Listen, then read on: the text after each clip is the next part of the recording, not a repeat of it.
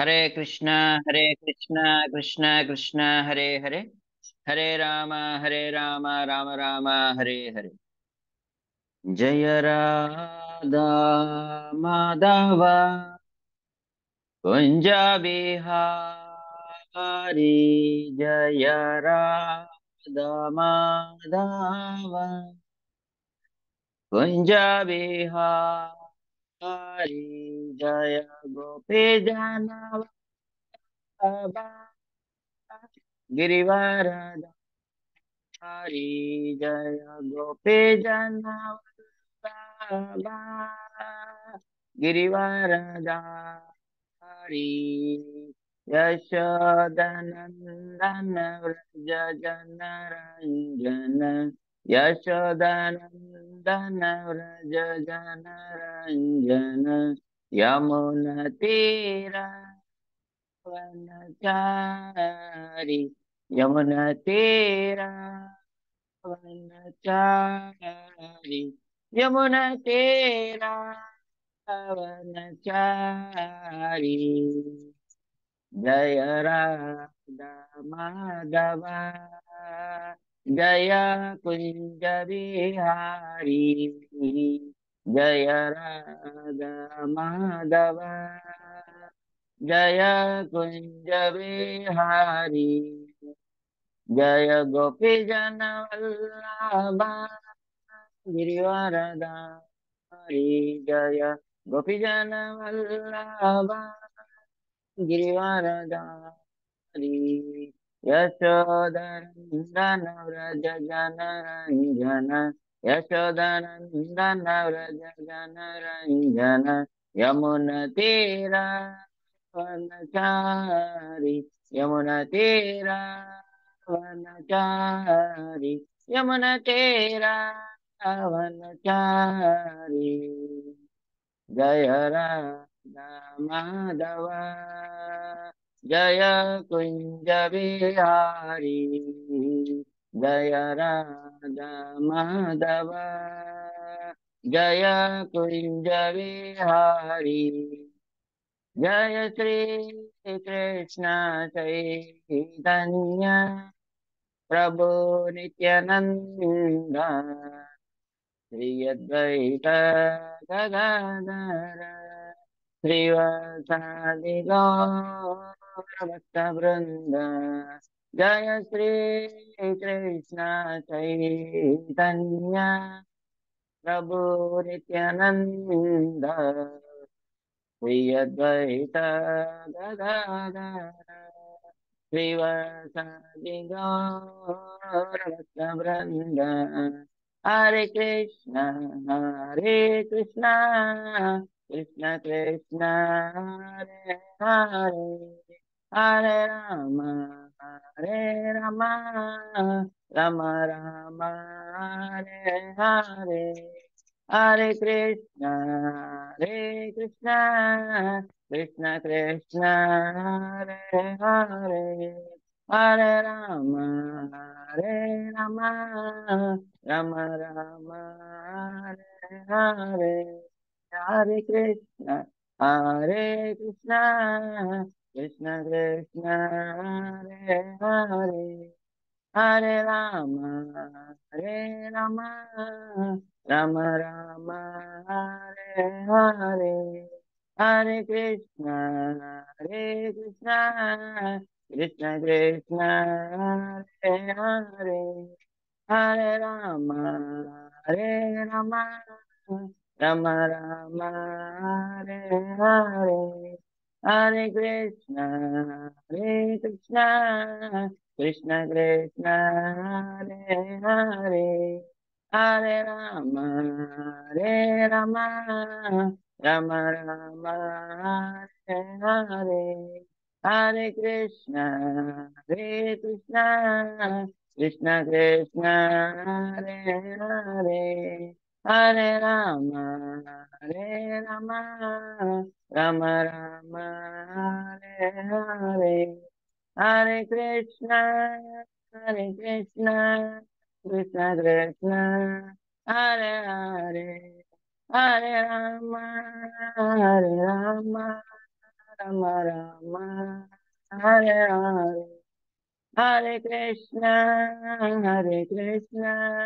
Krishna Krishna, Hare Hare, Hare Rama, Hare Rama, Rama Rama, Hare Hare, Hare Krishna,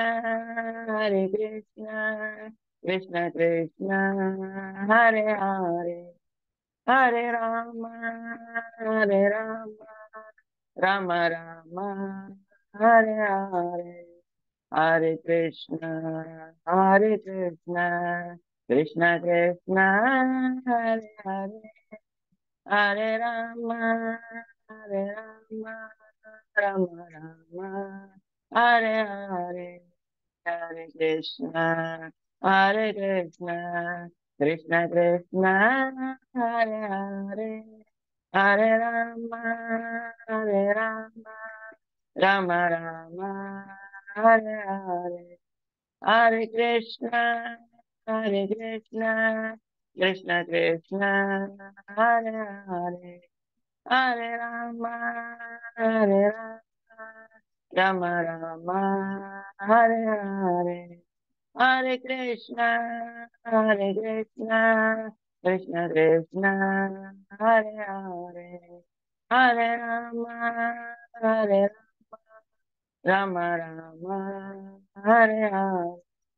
Jaya Radha Giri Radha Giri Radha Jaya Radha Giri Radha Giri Radha Jai Jagannath Jaya Jagannath Jai Baladeva Jaya Subhadra Jai Jagannath Jai Jagannath Jai Baladeva Jaya Subhadra Gauranitai, Gauranitai, Gauranitai, Jaya Gauranitai, Gauranitai, Gauranitai, Gauranitai, Jaya Gauranitai, Jaya Jaya Prabhupada, Prabhupada, Prabhupada, Prabhupada, Jaya Jaya Prabhupada, Prabhupada, Prabhupada, Prabhupada, Nitai Gaura, Haribo, Haribo, Nitai Gaura, Haribo, Nitai Gaura, Haribo, Haribo, Haribo, Haribo. जय श्री श्री राधा गिरिधारी भगवान की जय। श्री श्री जगन्नाथ बलदेव सुभद्रा मैया की जय। श्री श्री गौर निताय की जय। जगत गुरु श्रील प्रभुपाद की जय। निताय गौर सीतानाथ प्रेमानंदे हरे हरे बोल।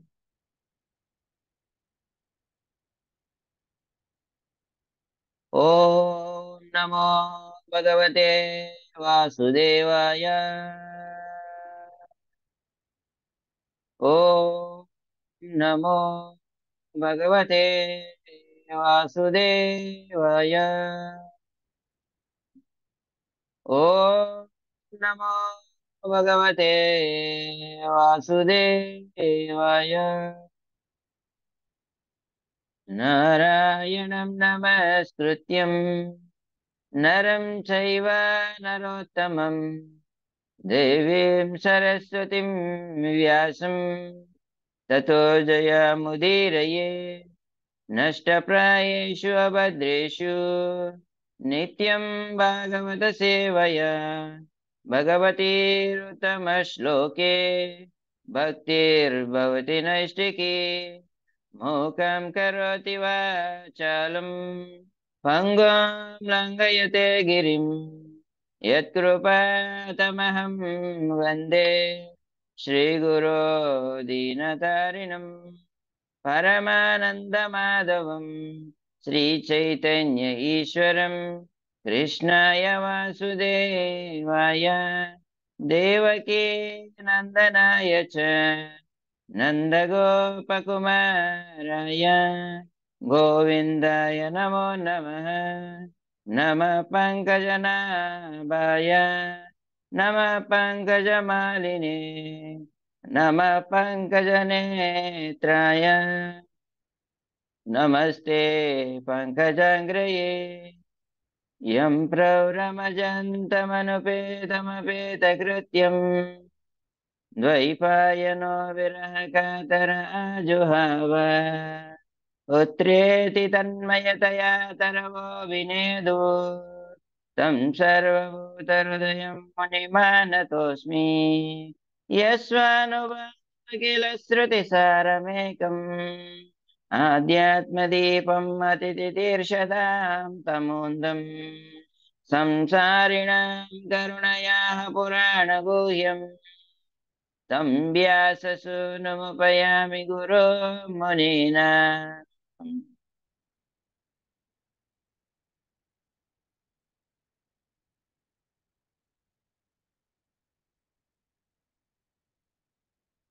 హరే కృష్ణ. భాగవత రత్నాకర తరగతికి ఇచ్చేసిన భక్త బృందం అందరికీ కూడా స్వాగతం. అయితే ఈ తరగతిలో మనం భాగవతాన్ని చర్చిస్తున్నాం. భాగవతం చాలా విశేషమైనటువంటి గ్రంథం. ఎంత విశేషమైనటువంటి గ్రంథం అని అంటే, ఈ ప్రపంచంలో రెండు రకములైనటువంటి జీవనములు ఉన్నాయి. ఒకటి లౌకిక జీవనం, రెండవది ఆధ్యాత్మిక జీవనం. దాదాపుగా ఈ ప్రపంచంలో సమస్త జనులు లౌకికమైనటువంటి జీవనానికి అనురక్తులైనటువంటి పరిస్థితి మనకు కనిపిస్తుంది. ఆధ్యాత్మిక జీవనం అనేటటువంటిది సమస్తమైనటువంటి జీవుల యొక్క సహజ సిద్ధమైనటువంటి జీవన విధానం అయినప్పటికీ ఆ జీవన విధానాన్ని అవలంబించేటటువంటి తత్పరత లేదు. ఆ జీవనానికి చాలా దూరంగా జీవితాన్ని గడుపుతున్నటువంటి సందర్భాలు ఉన్నాయి. అయితే ఈ ఆధ్యాత్మిక జీవనం సహజ సిద్ధమైనటువంటిది జీవుంది. ఈ జీవుని యొక్క సహజ సిద్ధమైనటువంటి ఆధ్యాత్మిక జీవనాన్ని అనుసరించేటటువంటి జీవులు చాలా అరుదుగా ఉంటారు అంటూ గీతాచార్యుడు మనుష్యానం సహస్రేషు కశ్చిత్ యతతి సిద్ధయే యతతామపి సిద్ధానం కశ్చిన్ మావేతి తత్వతః. వేలాది మనుషులలో ఒకనొకడు ఈ మార్గాన్ని అవలంబిస్తాడు అని ఆ గీతాచార్యుడు చెప్పకనే చెప్పాడు. అయితే ఇలా అనుసరించేటటువంటి వారు వారంతా కూడా ఈ ఆధ్యాత్మిక జీవనంలో ప్రగతి సాధించాలని కోరుకుంటారు. ఈ భౌతిక జీవితంలో ఏ విధంగా అయితే ప్రగతి సాధించడానికి మార్గములు ఉన్నాయో, అదే విధంగా ఆధ్యాత్మిక జీవితంలో ప్రగతి సాధించడానికి కూడా మార్గములు ఉన్నాయి. అయితే ఆధ్యాత్మిక జీవితంలో ప్రగతి దేనిపై ఆధారపడి ఉంది అని అంటే, భగవంతుని యొక్క అనుగ్రహం పైన, భక్తుల యొక్క అనుగ్రహం పైన. భగవంతుని యొక్క అనుగ్రహం, భక్తుల యొక్క అనుగ్రహం ఎవరైతే మెండుగా పొంది ఉన్నారో అటువంటి జీవులు, జనులు ఆధ్యాత్మిక ప్రగతిని అందుకుంటారు. అయితే ఆ భగవంతుని యొక్క అనుగ్రహం, భక్తుల యొక్క అనుగ్రహం ఒక సాధకునికి లభించాలి అని అంటే భగవంతుని యందు, ఆ భక్తుని యందు విశ్వాసం అనేటటువంటిది ఉండాలి కదా. ఆ విశ్వాసం అనేటటువంటిది ఏర్పడాలి అని అంటే, ఆ అనుగ్రహం మనకి కలగాలి అని అంటే మొట్టమొదట మనం ఆశ్రయం అనేటటువంటిది తీసుకోవాలి కదా. ఆశ్రయంలోనికి వెళ్ళాలి, వారిని విశ్వసించాలి, వారి యొక్క అనుగ్రహానికి పాత్రలు కావాలి. అప్పుడు మాత్రమే ఆధ్యాత్మిక జీవితంలో ప్రగతి అనేటటువంటిది సాధ్యపడుతుంది తప్పితే అన్యత్ర ఆధ్యాత్మిక జీవితంలో ప్రగతి సాధించడం అనేటటువంటిది జరగని పని.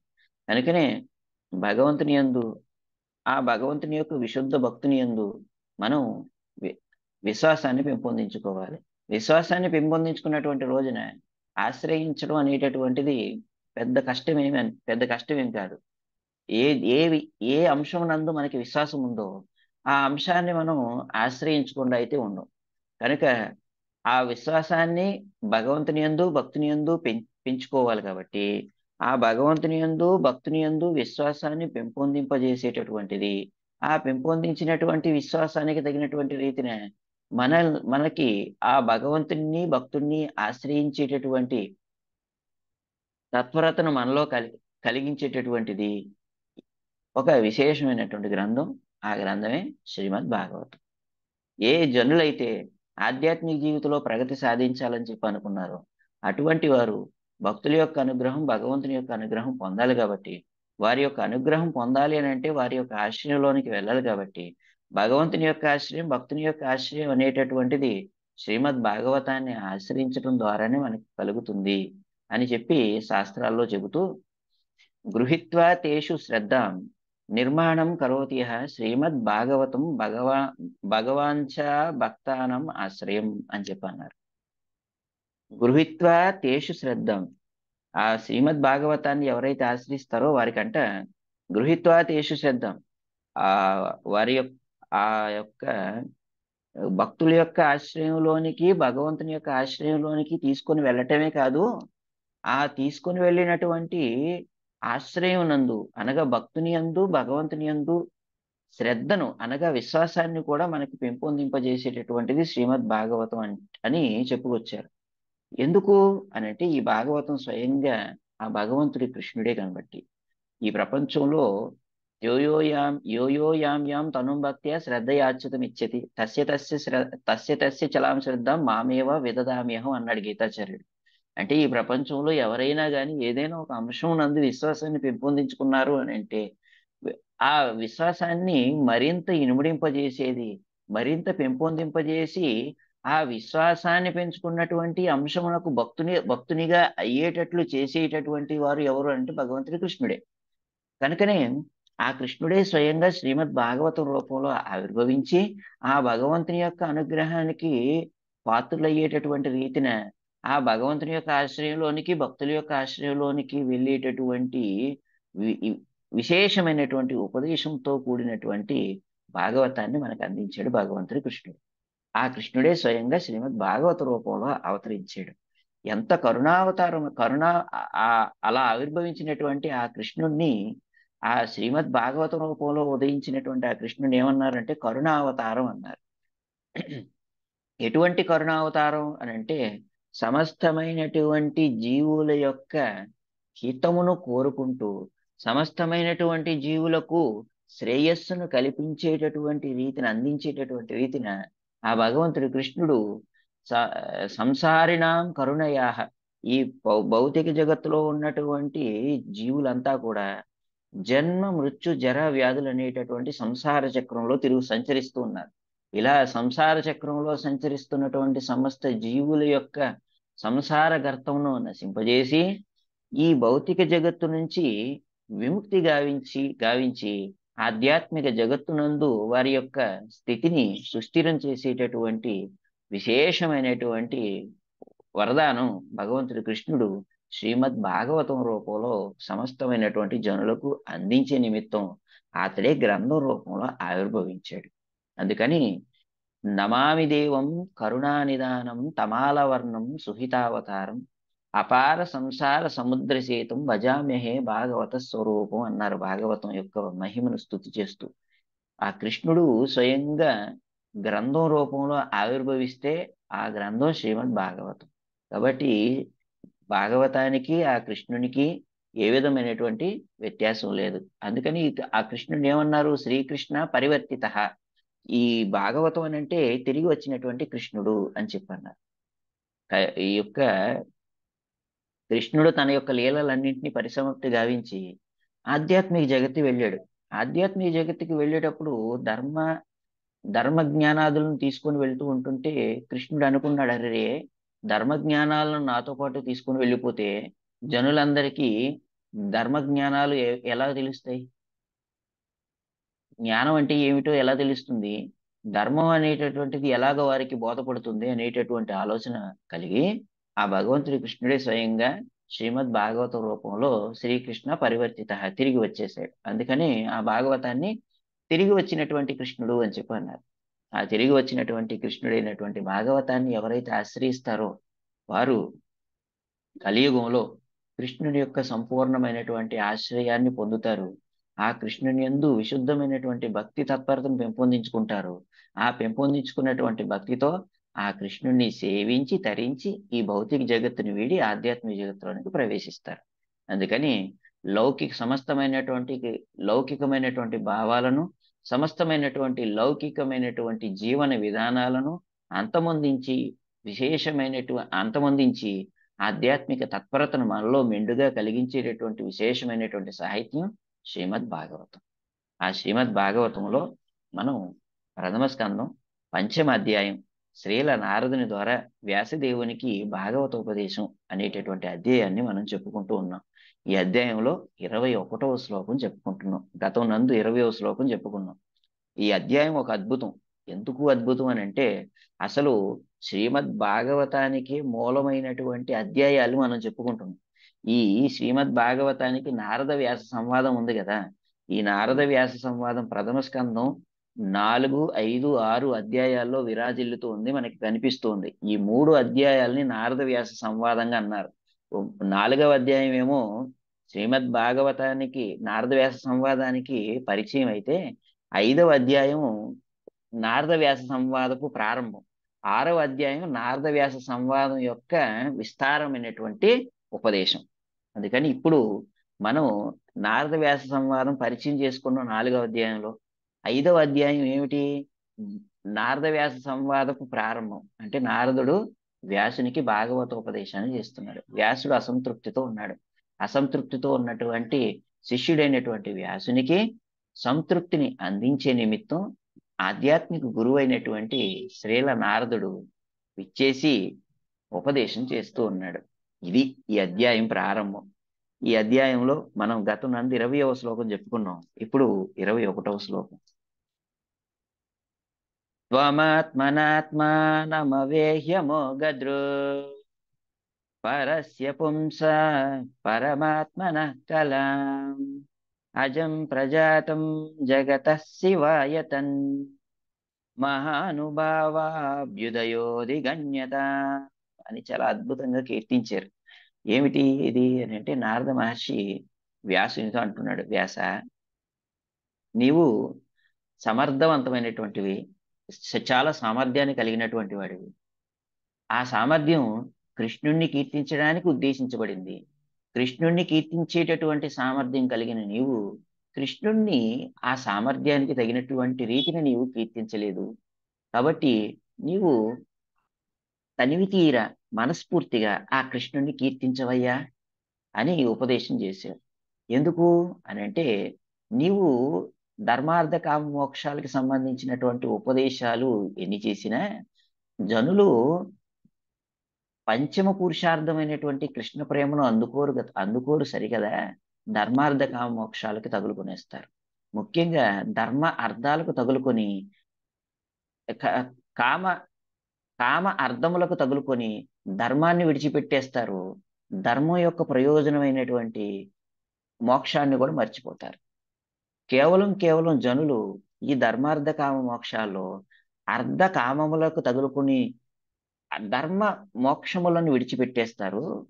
అందుకని నీవు చేసినటువంటి ప్రయత్నం నిష్ప్రయోజనం అయిపోయిందయ్యా, ఉపయోగం లేకుండా అయిపోయింది. కాబట్టి నీవు ఈ విధమైనటువంటి ధర్మార్థ కామ మోక్షాలకు సంబంధించినటువంటి ఉపదేశాలు కాకుండా నేరుగా కృష్ణ ప్రేమను సమస్తమైనటువంటి జనుల హృదయాల్లో జాగృతం గావించేటటువంటి భాగవతోపదేశాన్ని చెయ్యవయ్యా అని ప్రస్తుతించి ఉపదేశించిన తర్వాత నారదుడు వ్యాసునికి చెబుతున్నాడు. నేను ఎందుకు చెబుతున్నానంటే, వ్యాస, నీవు త్వమాత్మనాత్మాం అవేహి అమోఘదృక్, నీవు పూర్ణమైనటువంటి దృష్టిని కలిగినటువంటి వాడివి. ఆ కలిగినటువంటి పూర్ణమైనటువంటి దృష్టితో ఆవేహి, నీవు అన్వేషించగలవు. ఎవరిని? త్వం ఆత్మనాత్మ, నీవు ఆ పరమాత్మను చక్కగా అన్వేషించగలవు. ఎందుకు అనంటే, పరస్య పుంస పరమాత్మన కలం, నీవు పరతత్వమైనటువంటి భగవంతుని యొక్క, కృష్ణుని యొక్క అంశవి నీవు. ఆ సాక్షాత్తు భగవద్ అవతారం నీవు. ఆ కారణం చేత నీవు అన్వేషించగలవు. తర్వాత అజం ప్రజాతం జగతః శివాయతన్, నీవు జన్మరహితుడివి. జన్మరహితుడు అయినా కూడా నీవు లోక కళ్యాణం, జగతః శివాయతన్, లోక కళ్యాణార్థం నీవు ఈ జగత్తునందు ప్రజాతం అవతరించావు. కాబట్టి వ్యాస, దయచేసి మహానుభావాభ్యుదయోది గణ్యతాం, ఆ కృష్ణుని యొక్క దివ్యమైనటువంటి లీలలన్నింటినీ విపులంగా వర్ణించు అని అద్భుతమైనటువంటి ఉపదేశాన్ని ప్రారంభం చేశారు నారద మహర్షి. ఆ ఉపదేశపు ప్రారంభమే ఈ 21వ శ్లోకం.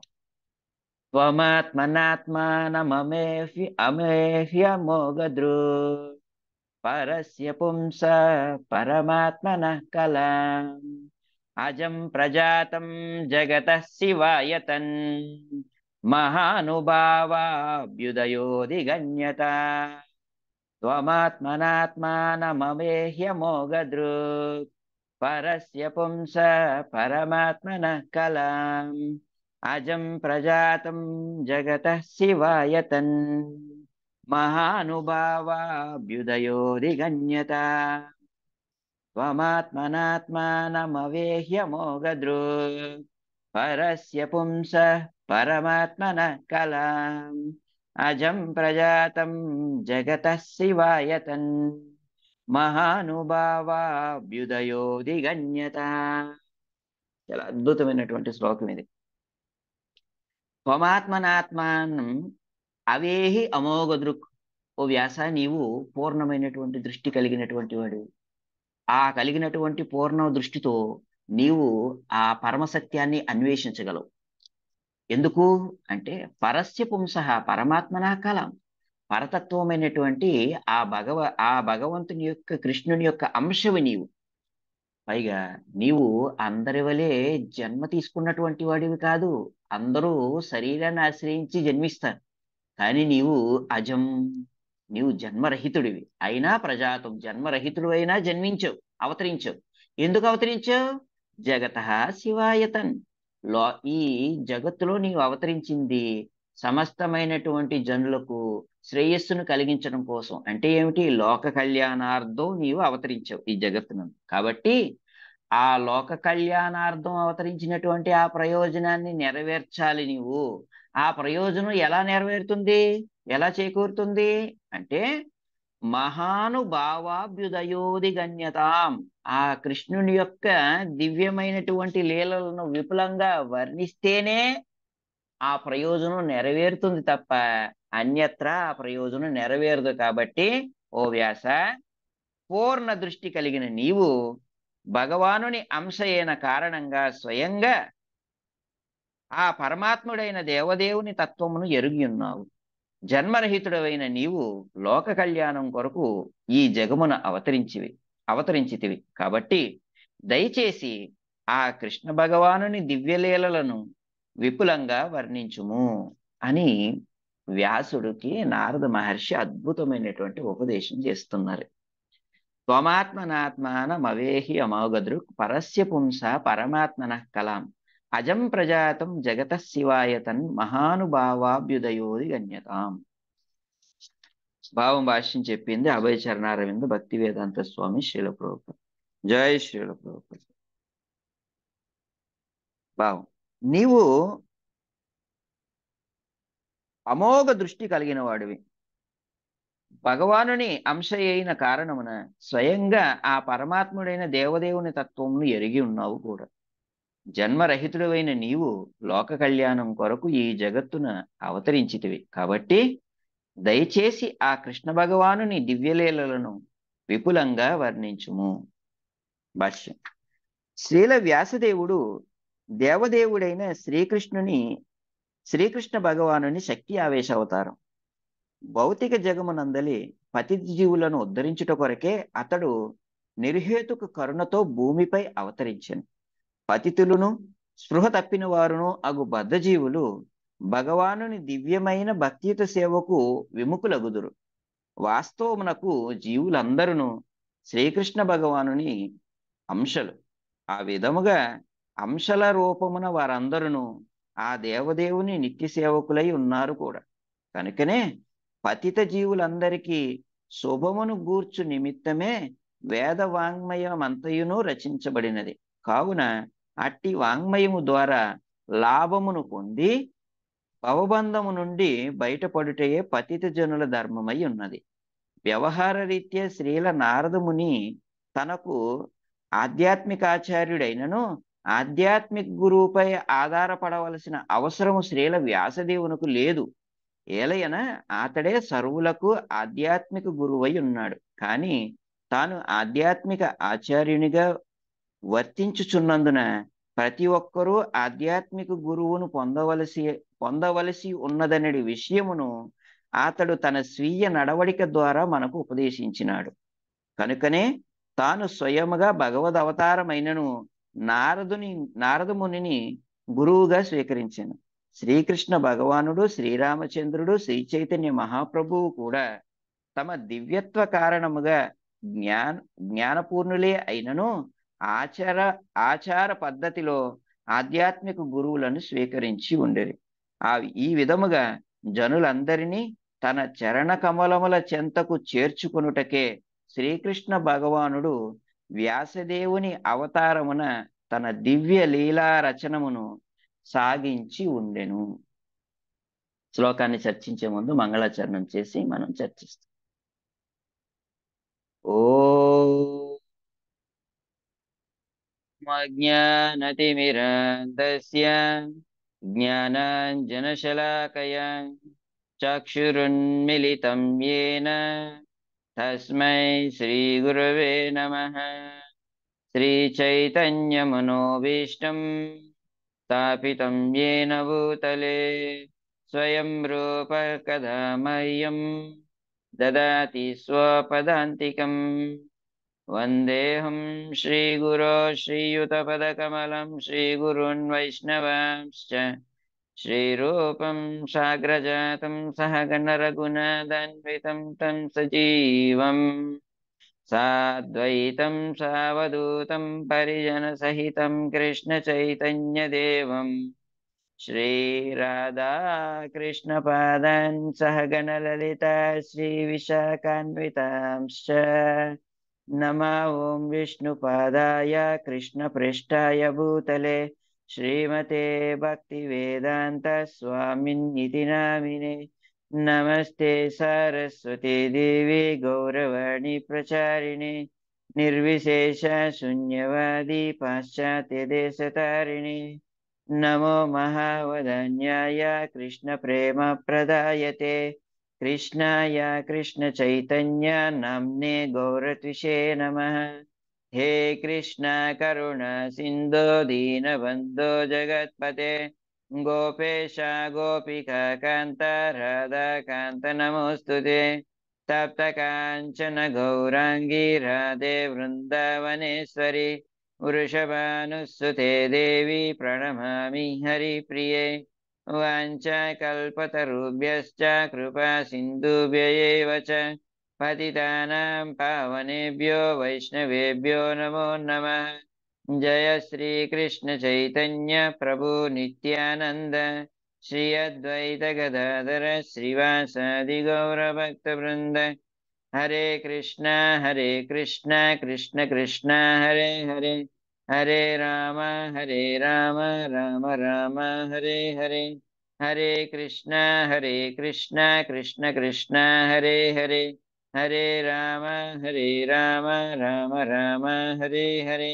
హరే కృష్ణ కృష్ణ కృష్ణ హరే హరే హరే రామ రామ రామ హరే హరే.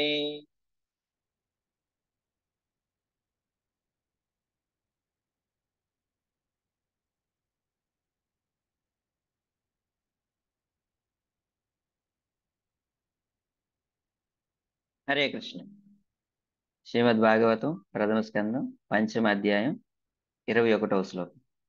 త్వమాత్మనాత్మానం అవేహ్య అమోఘదృక్ పరస్య పుంస పరమాత్మనః కలాం అజం ప్రజాతం జగత శివాయతన్ మహానుభావాభ్యుదయోది గణ్యతాం. పూర్ణ దృష్టి కలిగిన నీవు శ్రీకృష్ణ భగవానుని అంశయైన కారణమున స్వయంగా ఆ పరమాత్ముడైన దేవదేవుని తత్వమును ఎరిగి ఉన్నావు. జన్మరహితుడవైన నీవు లోక కళ్యాణం కొరకు ఈ జగమున అవతరించితివి. కాబట్టి దయచేసి ఆ కృష్ణ భగవానుని దివ్యలీలలను విపులంగా వర్ణించుము. చాలా అద్భుతమైనటువంటి చర్చ ఇది. ఎంత అద్భుతమైనటువంటి చర్చ అనంటే, ఒక పరిపూర్ణమైనటువంటి ఆధ్యాత్మిక గురువు ఒక పరిపూర్ణమైనటువంటి శిష్యునికి చేసేటటువంటి ఉపదేశం ఏ విధంగా ఉంటుంది అని మనకందరికీ చెప్పేటటువంటి అద్భుతమైనటువంటి ఉపదేశం ఇది. సమస్తమైనటువంటి ఆధ్యాత్మిక జీవన రంగాల్లో ఉన్నటువంటి సాధకులందరికీ కూడా ఈ ఉపదేశం చాలా చాలా ముఖ్యమైనటువంటిది, అవసరమైనటువంటిది. ఎందుకనంటే అభ్యాసం పేరుతో సాధకుల్లో లోపించినటువంటి శిష్య స్వభావం అనేటటువంటిది ఏదైతే ఉందో, ఆ శిష్య స్వభావాన్ని ఎలా పెంపొందించుకోవాలి, శిష్యునిగా ఏ విధంగా ఆధ్యాత్మిక గురువు పట్ల ప్రవర్తించాలి, ఆధ్యాత్మిక గురువుతో ఏ విధమైనటువంటి సంబంధాన్ని పెంపొందించుకొని ఏ విధంగా తాను అభ్యాసాన్ని చెయ్యాలనేటటువంటి విశేషమైనటువంటి ఉపదేశాన్ని ఈ నారద వ్యాస సంవాదం ద్వారా మనకి వ్యాస మహర్షి నేర్పిస్తున్నారు. చాలా అద్భుతమైనటువంటి ఉపదేశం ఇది. అయితే ఇక్కడ కానీ మనం గమనించినట్లయితే దాదాపుగా ఈ ప్రపంచంలో జనుల యొక్క పరిస్థితి ఏమిటి అంటే, వాస్తవానికి ఈ ప్రపంచంలో ఉన్నటువంటి జీవులందరూ భగవంతుడి కృష్ణుడికి చెందినటువంటి శాశ్వతమైనటువంటి అంశలే.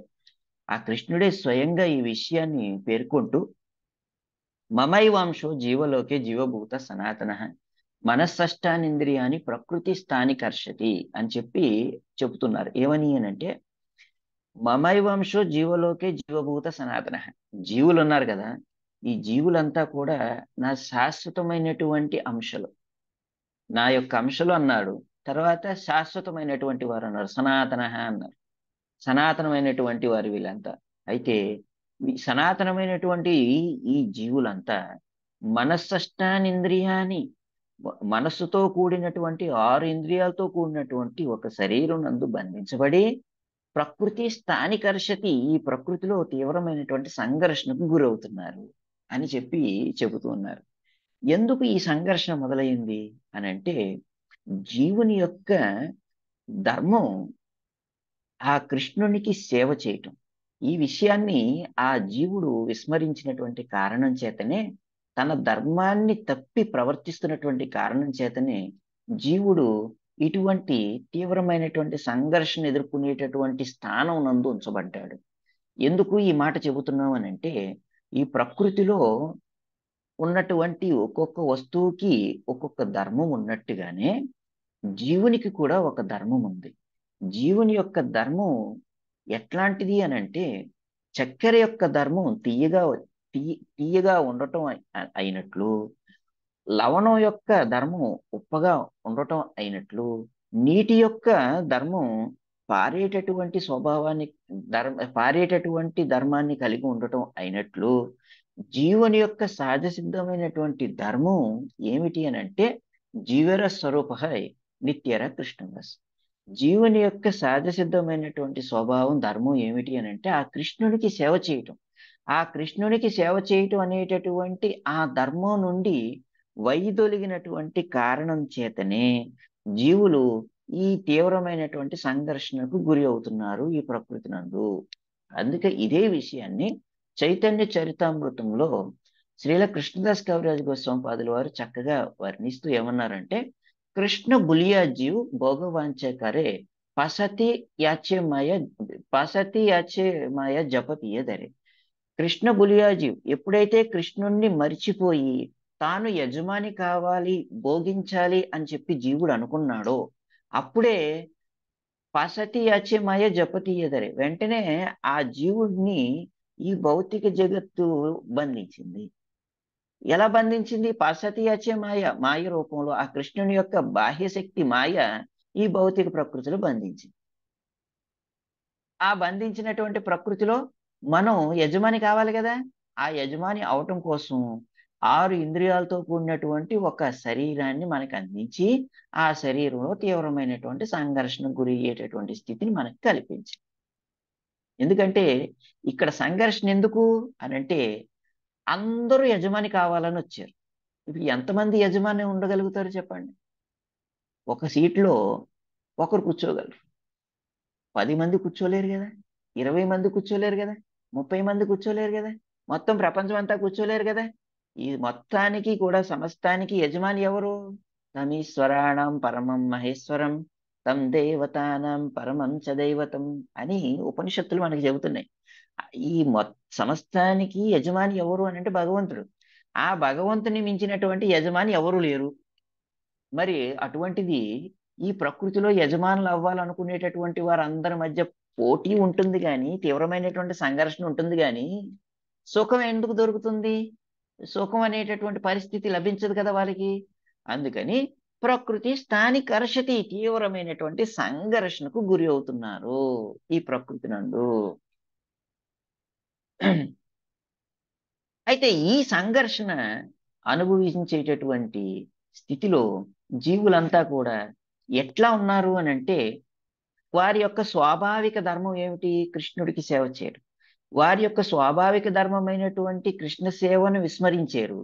ఆ విస్మరించినటువంటి కారణం చేత ఆ జీవుల్ని ఏమన్నారు? పతితః అని అన్నారు. అంటే పతిత జీవులు అన్నారు. స్పృహ తప్పినటువంటి వారు అని చెప్పన్నారు.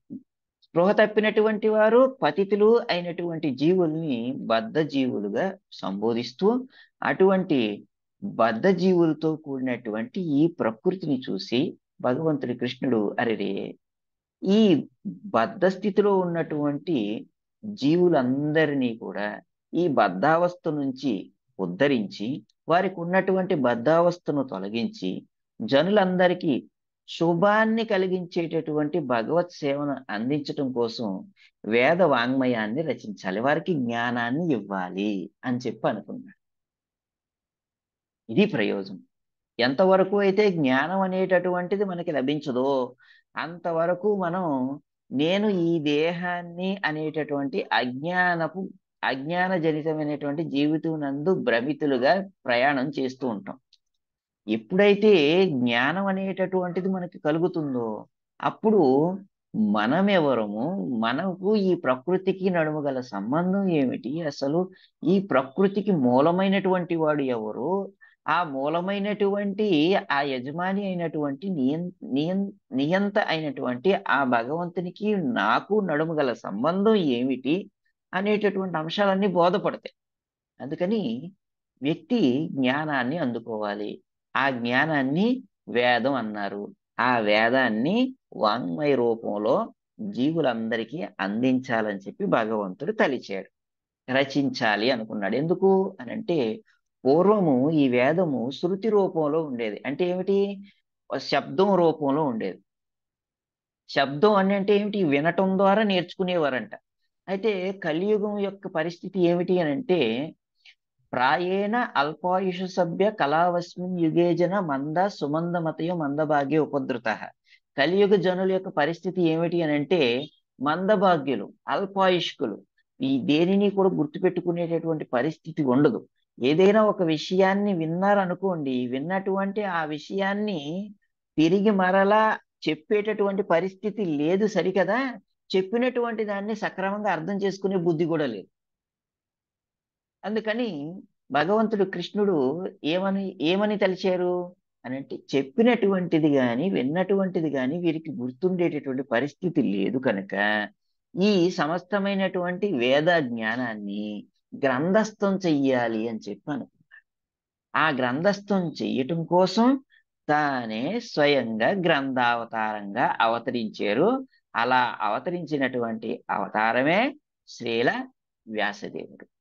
అందుకని జగత శివాయతన్, సమస్త జనులకు శివాయ అని అన్నారు. శివాయ అనంటే శుభాన్ని కలిగించడం అని అన్నారు. శివ అనంటే శుభం. ఆ శుభాన్ని కలిగించడం కోసం తానే స్వయంగా గ్రంథావతారం రూపంలో ప్రకటమయ్యాడు. ఆ గ్రంథావతారమే శ్రీల వ్యాసదేవుడు. జగత శివాయతన్ అన్నారు ఈరోజు శ్లోకంలో. సమస్తమైనటువంటి జగత్తుకి శుభాన్ని కలిగించటం కోసం అతడు వ్యాసదేవుడు రూపంలో అవతరించాడు. అయితే ఈ వ్యాసదేవుడు ఎటువంటి వాడు అంటే, అజం ప్రజాతం, జన్మరహితుడంట. జన్మరహితుడైనటువంటి వాడు ప్రజాతం, జన్మించాడు, అవతరించాడు. ఎందుకు ఎందుకు అవతరించాడు అతడు అని అంటే, జగత శివాయతన్, సమస్తమైనటువంటి జగత్తుకి శుభాన్ని కలిగించేటటువంటి భగవత్ సేవా మార్గాన్ని అందించటం కోసం అవతరించాడు.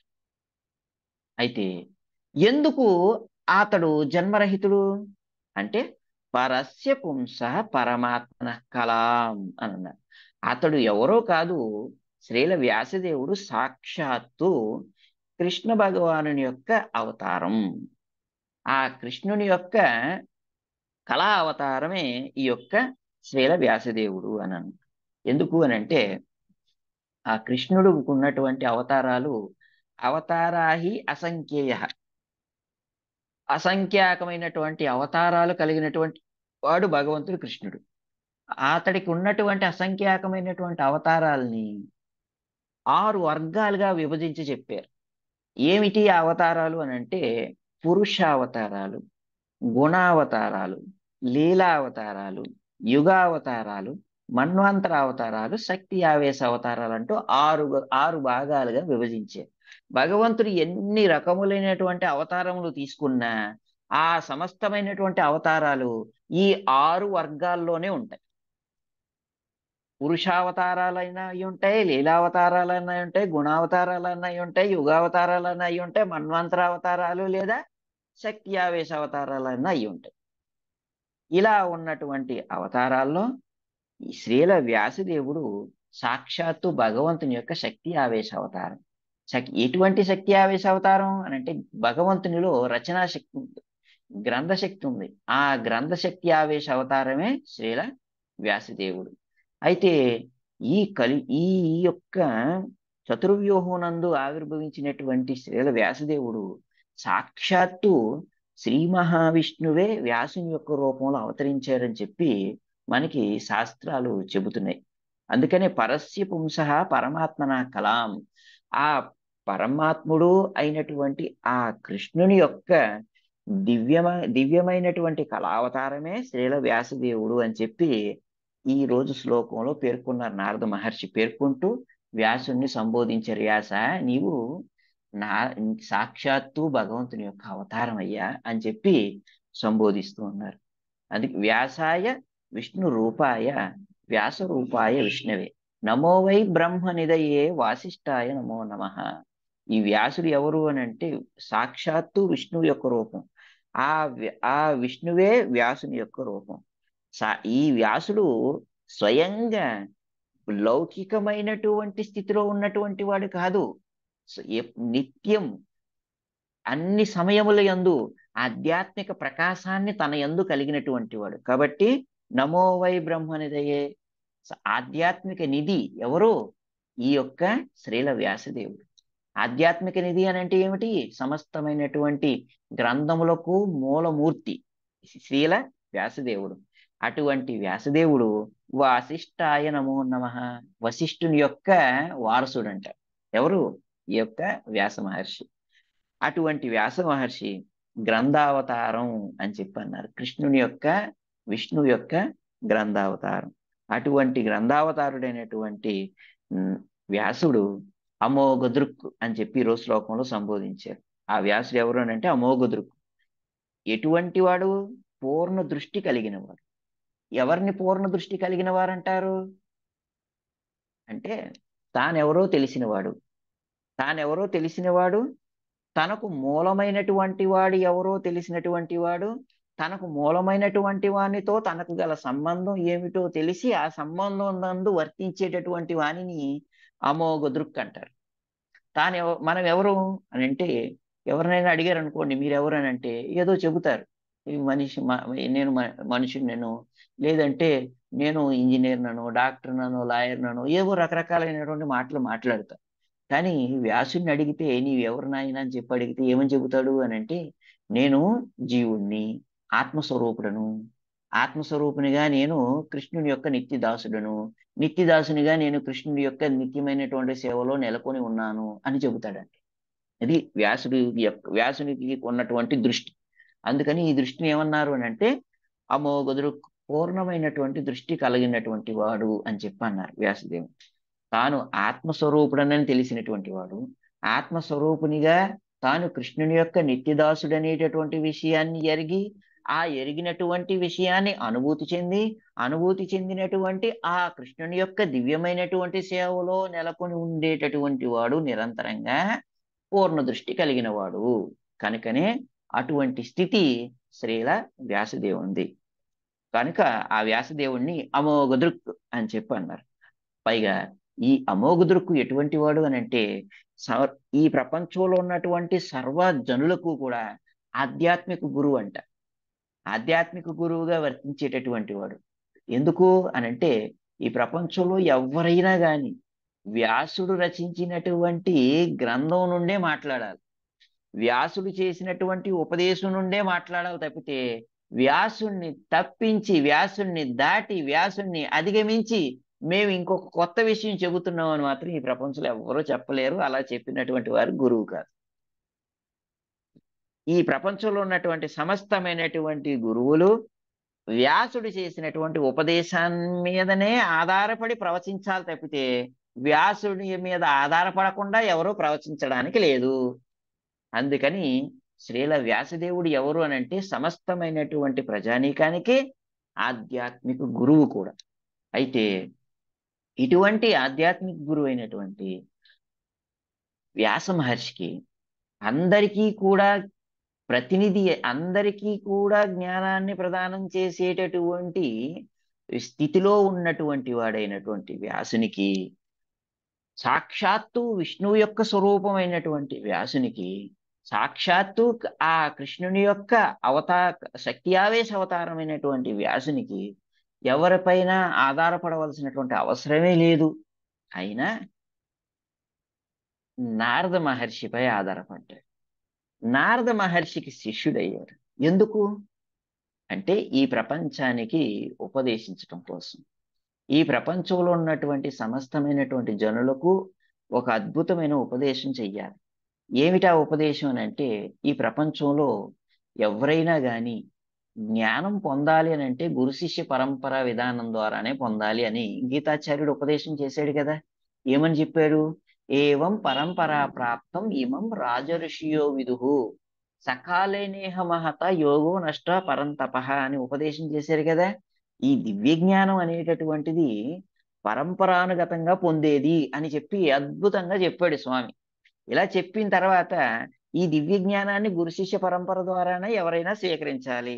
పూర్వం రాజర్షులంతా ఆ విధంగానే గురు శిష్య పరంపరలోని ఈ దివ్య జ్ఞానాన్ని స్వీకరించారు అని చెప్పారు. మరి ఇప్పుడు శ్రీల వ్యాసదేవుడు ఆధ్యాత్మిక గురువుగా ఉన్నటువంటి అతడు మరి గురు శిష్య పరంపరా విధానాన్ని అవలంబించాలి కదా. అందుకని గురు శిష్య పరంపరా విధానాన్ని అవలంబించటం కోసం తాను శిష్యుడు అవ్వవలసినటువంటి అవసరం లేకపోయినా శిష్యుడయ్యాడు. ఎట్లా అయ్యాడు అని అంటే ఆ భగవంతుడు ఈ ధరిత్రి పైన పరిత్రాణాయ సాధునం వినాశాయ చ దుష్కృతం ధర్మ సంస్థాపనార్థాయ సంభవామి యుగే యుగే ప్రతి యుగమునందు అవతరిస్తాడు కదా. ఆ ప్రతి యుగమునందు అవతరించేటటువంటి ఆ స్వామి తాను కూడా స్వయంగా గురువును స్వీకరించినటువంటి సందర్భాలు ఉన్నాయి. ఆయన ఈ ధరిత్రిపై శ్రీరామచంద్ర ప్రభువుగా సంచరించినప్పుడు విశ్వామిత్రుని గురువుగా స్వీకరించారు. తర్వాత ఆ ఆ అదే మూర్తి కృష్ణునిగా ఈ ధరిత్రిపై సంచరించినప్పుడు సాందీప మునిని ఆధ్యాత్మిక గురువుగా స్వీకరించారు. అదే స్వామి కలియుగం నందు సువర్ణ వర్ణంలో ఆవిర్భవించినటువంటి శ్రీ చైతన్య మహాప్రభువుగా వచ్చినప్పుడు కూడా ఆయన ఈశ్వరపురిని ఆధ్యాత్మిక గురువుగా స్వీకరించారు. ఇట్లా మనం గమనించినట్లయితే భగవంతుడే స్వయంగా తాను చెప్పినటువంటి జ్ఞానం అనేటటువంటిది ఎలా పొందాలనేటటువంటి విషయాన్ని మనకి ఉపదేశం చేస్తున్నాడు. భగవద్గీత ఈ యొక్క జ్ఞానాన్ని గురు శిష్య పరంపర ద్వారా అందుకోవాలి అని ఉపదేశం చేయటమే కాదు, తానే స్వయంగా ఎలా గురువుని ఆశ్రయించాలి, ఆశ్రయించినటువంటి గురువు ద్వారా ఏ విధంగా జ్ఞానాన్ని స్వీకరించాలనేటటువంటి పద్ధతిని కూడా మనకి నేర్పిస్తున్నాడు భగవంతుడు ఒక ఆదర్శప్రాయమైనటువంటి మూర్తిగా. అదే విధంగా ఇక్కడ శ్రీల వ్యాసదేవుడు కూడా తాను గురువుగా ఉండేటటువంటి స్థితిలో ఉన్నటువంటి వాడైనా ఇక్కడ శిష్యుడయ్యాడు. ఎవరికి శిష్యుడయ్యాడు? శ్రీల నారదుడికి శిష్యుడయ్యాడు. ఎలా శిష్యుడు అవ్వాలి? భగవద్గీతలో చాలా స్పష్టంగా చెప్పారు 4వ అధ్యాయంలో. తద్విద్ది ప్రణిపాతేన పరిప్రశ్నేన సేవయ ఉపదేక్షంతితే జ్ఞాన జ్ఞానిన తత్వదర్శిన.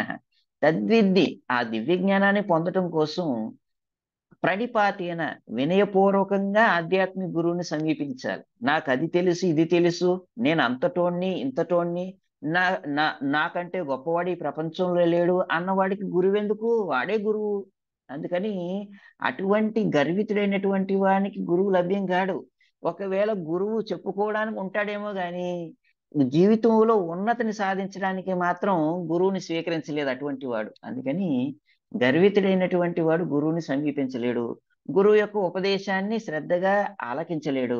శ్రద్ధగా ఆలకించలేదు సరికదా, ఆలకించినటువంటి ఉపదేశాన్ని హృదయంలోనికి తీసుకోలేడు. హృదయంలోనికి తీసుకోలేదు కాబట్టి ఆ ఉపదేశాన్ని ఆచరించేటటువంటి ప్రయత్నం చేయలేడు. కాబట్టి ఆధ్యాత్మిక జీవితంలో అత్యంత ప్రధానమైనటువంటిది శి- శిష్యుడు అవ్వటం. శిష్యుడు అవ్వాలనంటే తాను తుచ్చునిగా, అల్పునిగా, హీనునిగా భావన చెంది ఆధ్యాత్మిక గురువుని సమీపించాలి. ఆధ్యాత్మిక గురువుని ఎలా సమీపించాలి? ప్రణిపాతేన పరిప్రశ్నేన సేవయ, వినయపూర్వకంగా సమీపించాలి. పరిప్రశ్న వెయ్యాలి, సేవించాలి, సంతృప్తి పరచాలి, దివ్య జ్ఞానాన్ని అందుకోవాలి. ఈ ప్రక్రియ ఉంది. సేవించాలి, సంతృప్తి పరచాలి, అనుగ్రహాన్ని అందుకోవాలి. ఈ విధానాన్ని అవలంబించాలి. అందుకని ఈ ప్రపంచంలో ఎవరైనా గాని ఆధ్యాత్మిక గురువు అవ్వాలంటే మొట్టమొదట ఒక చక్కని శిష్యుడు కావాలి. చక్కని శిష్యుడు కాకుండా ఏ వ్యక్తి కూడా ఆధ్యాత్మిక గురువు అవ్వటానికి అవకాశం లేదు కనుక సమస్తమైనటువంటి ఆధ్యాత్మిక జీవనములకు ఆధ్యాత్మిక గురువుగా విరాజిల్లుతున్నటువంటి విర ఆ, ఆ, శ్రీల వ్యాసదేవుడు స్వయంగా తానే శిష్యుడయ్యాడు. తానకు ఏ విధమైనటువంటి రీతిన ఎవరిని ఆశ్రయించవలసిన అవసరం లేదు. ఎవరికి శిష్యుడు అవ్వవలసినటువంటి అవసరం లేదు. తన యందు పూర్తిగా పరిపూర్ణంగా జ్ఞానం కలిగినటువంటి వాడు, తాను పూర్ణమైనటువంటి జ్ఞానంతో అందరికీ ఉపదేశాన్ని చేయగలిగేటటువంటి సామర్థ్యం కలిగిన వాడయ్యుండి కూడా గురువుని స్వీకరించాడు. ఎందుకు అని అంటే ఈ ప్రపంచానికి ఉపదేశం చెయ్యాలి. ఒక ఆధ్యాత్మిక గురువుగా ఈ ప్రపంచానికి పరిచయం కావాలి అంటే ప్రామాణికమైనటువంటి గురు శిష్య పరంపరా విధానంలో అతడు శిష్యుడు కావాలి. శిష్యుడు కానిటువంటి వానికి ఆధ్యాత్మిక గురువు అవటానికి యోగ్యత లేదు కనుక నారద మహర్షికి తాను శిష్యుడై ఆధ్యాత్మిక గురువు ఎలా ఉండాలనేటటువంటిది ఈ ప్రపంచానికి ఉపదేశం చేశాడు. ఎవరైనా మాట్లాడుతూ ఉంటుంటారు కదా, మాకు ఫలానా వాళ్ళు గురువు ఉన్నారండి, మేము మా గురువు గారు వారండి అని చెప్పి మాట్లాడితే ఆ గురువు గారికి గురువు గారు ఉన్నారో లేదో చూడాలి. ఏదో మంచి మాటలు ఏవో టీవీలో ప్రవచనం చేసేసినంత మాత్రాన ఆధ్యాత్మిక గురువు అయిపోరు అందరూ కూడా. పుస్తకం ద్వారా పుస్తకాలు చదివేసి ఆధ్యాత్మిక గురువు ఎవరో అయిపోరు. అతడు ఎంత జ్ఞానం పొందినా, అతడికి ఎంత సమాచారం తెలిసిన ఆధ్యాత్మిక సమాచారం ఒక ప్రామాణికుడైనటువంటి గురు శిష్య పరంపరలో వస్తున్నటువంటి గురువుని శిష్యుని ఆశ్రయించి శిష్యుడు కాకపోతే ఎవ్వరికీ కూడా ఆధ్యాత్మిక గురువు అవడానికి అర్హత లేదు, అవకాశం లేదు. కాబట్టి శ్రీల వ్యాసదేవుడు ఆధ్యాత్మిక గురువుగా ఈ ప్రపంచానికి తాను ఒక అద్భుతమైన ఉపదేశం చేస్తున్నాడు.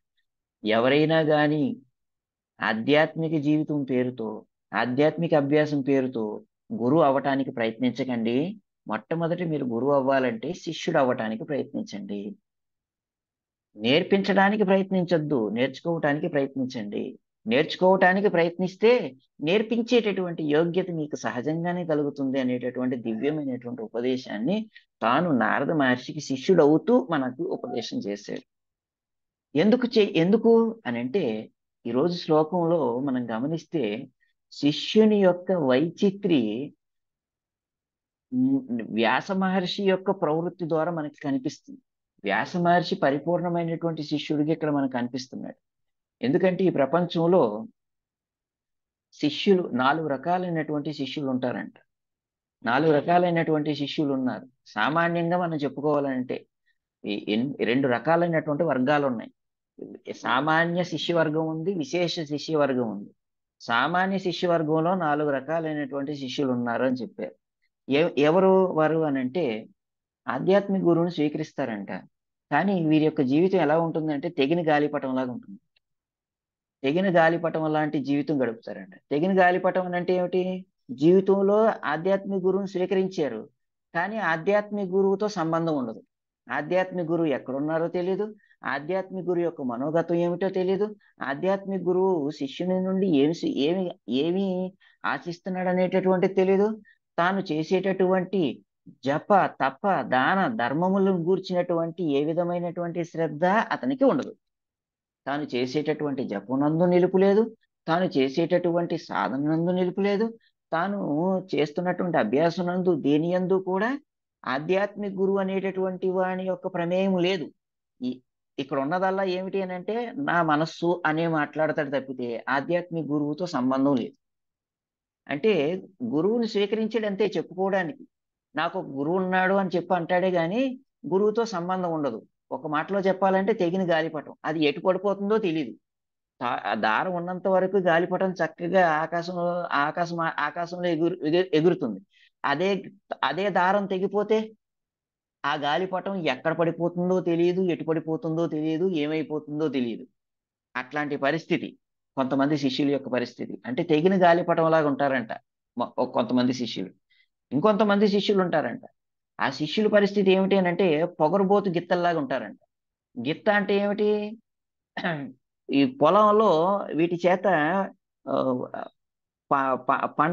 పంటను పండించడం కోసం దుక్కి దున్నుతారు. ఆ దున్నటం కోసం అని చెప్పి ఈ యొక్క గిత్తలను ఉపయోగిస్తారు. పొలం దున్నటానికి ఈ గిత్తను ఉపయోగిస్తారు. అయితే కొన్ని గిత్తలు ఉంటాయి పొగరుబోతు గిత్తలంట. ఆ పొగరుబోతు గిత్త యొక్క పరిస్థితి ఏమిటి అని అంటే అది యజమాని చెప్పినట్టు వినదంట. ఆ యజమాని చెప్పినట్టు వినకుండా యజమాని మీద కాలు దూవుతుందంట. కాలు ఇట్లా కింద ఆడిస్తూ ఉంటుంటది, దూవుతూ ఉంటుంటది. కాలు దూవటమే కాదు, యజమాని దానికి ఏదైనా దానిని పొలం దున్నే పనుల్లో ఏదైనా నిమగ్నం చేయడానికి ప్రయత్నించాడు అనుకోండి, వెంటనే అని అది గాండ్రించడం మొదలు పెడుతుందంట. ఇది అది ఆ, గుర్రుమంట మొదలు పెడుతుందంట అని చెప్పి గుర్రుమంటూ ఉంటుంటది. వెంటనే గురువు అనుకుంటాడు, అయ్యో ఆ యజమాని అనుకుంటాడు, ఇది ఇది పొగరబోతు గిత్త, దీనికి ఏదైనా పని చెబితే మనకి ప్రమాదం వాటిల్తుంది, అందుకని దీనికి ఏ పని చెప్పకుండా ఉంటేనే మేలు అని చెప్పి ఆ యొక్క యజమాని భయపడతాడంట. కొంతమంది శిష్యుల యొక్క పరిస్థితి ఇదే. పొగరబోతు గిత్తల్లాగా ఉంటారంట. గురువు గారు ఏదైనా సేవ చెప్పాలి అని అంటే వారి చేత ఏదైనా ఒక సూచన అందించి వారి చేత ఏదైనా సేవ చేయించాలంటే గురువు గారు ఆలోచిస్తారంట. ఎందుకు అని అంటే ఈ శిష్యుడు నేను చెప్పిన విషయాన్ని ఎలా స్వీకరిస్తాడో ఏమో, ఈ కుర్రుమంటాడా లేకపోతే దానిని అనుకూలంగా తీసుకుంటాడా ప్రతికూలంగా తీసుకుంటాడా, ఎప్పుడు ఎలా ఉంటాడో తెలియదు, కాలు దువ్వుతాడో తెలియదు, మే మన పైన దాడి చేస్తాడో తెలియదు అని చెప్పి గురువు భయపడతాడంట. ఆ శిష్యుడికి ఏమి చెప్పడంట. ఇట్లా పొగరబోతు గిత్తల్లాగా ఉంటారంట ఈ రెండవ రకం శిష్యులు. మూడవ రకం శిష్యులు ఉన్నారంట. ఈ మూడవ రకం శిష్యులు ఏం చేస్తారు అని అంటే మనం రోడ్డు మీద వెళ్తూ ఉంటుంటే ఎన్నో వాహనాలు తిరుగుతూ ఉంటుంటాయి. ఆ వాహనాల వెనకాతలు మీరు కానీ గమనించినట్లయితే కొన్ని పేర్లు రాసి ఉంటాయి. అక్కడ మీరు కానీ గమనిస్తే ఆ వాహనానికి కింద బీ సేఫ్ కీప్ డిస్టెన్స్, దూరం పాటించండి సురక్షితంగా ఉండండి అని చెప్పి రాసి ఉంటుంది. సేమ్ ఇదే విధంగా ఉంటారంట శిష్యులు. కొంతమంది శిష్యులు ఎట్లా ఉంటారు అని అంటే గురువు గారు గురువు గారు ఉన్నారు నాకు, కానీ గురువు గారికి దూరంగా ఉంటారు. ఈయనకి ఎంత దూరం ఉంటే అంత మంచిది. ఈయనకి కానీ దగ్గరగా ఉన్నామంటే ఈయన మన మనకి ఏదేదో చెప్పి మన యొక్క జీవనాన్ని కన్ఫ్యూజ్ చేసేస్తాడు అని చెప్పి అనుకుంటారంట. అనుకొని మనం ఏదో భౌతిక జీవితంలో గడుపుతున్నాం కాబట్టి ఆ భౌతిక జీవితానికి తగినట్టుగా గురువు గారిని చెప్పుకోవటానికి ఏదో ఉంచుకోవాలి కానీ అంతకు మించి మనం గురువు గారికి పూర్తిగా మనల్ని మనం అంకితం చేసుకోకూడదు అని చెప్పి భావిస్తారంట. Be safe keep distance. మనం గురువు గారు ఉన్నారు నాకు, కానీ గురువు గారు దూరంగా ఉన్నారు. ఆ గురువు గారికి నేను దూరంగా ఉండి నేను సేఫ్గా ఉన్నాను అనేటటువంటి భావంలో ఉంటారంట ఇంకొంతమంది వ్యక్తులు. అంటే ఒక మాటలో చెప్పాలంటే ఆ గురువు గారి నుండి ఏమీ వినరు, ఆ గురువు గారు ఇచ్చినటువంటి సూచనలు స్వీకరించరు.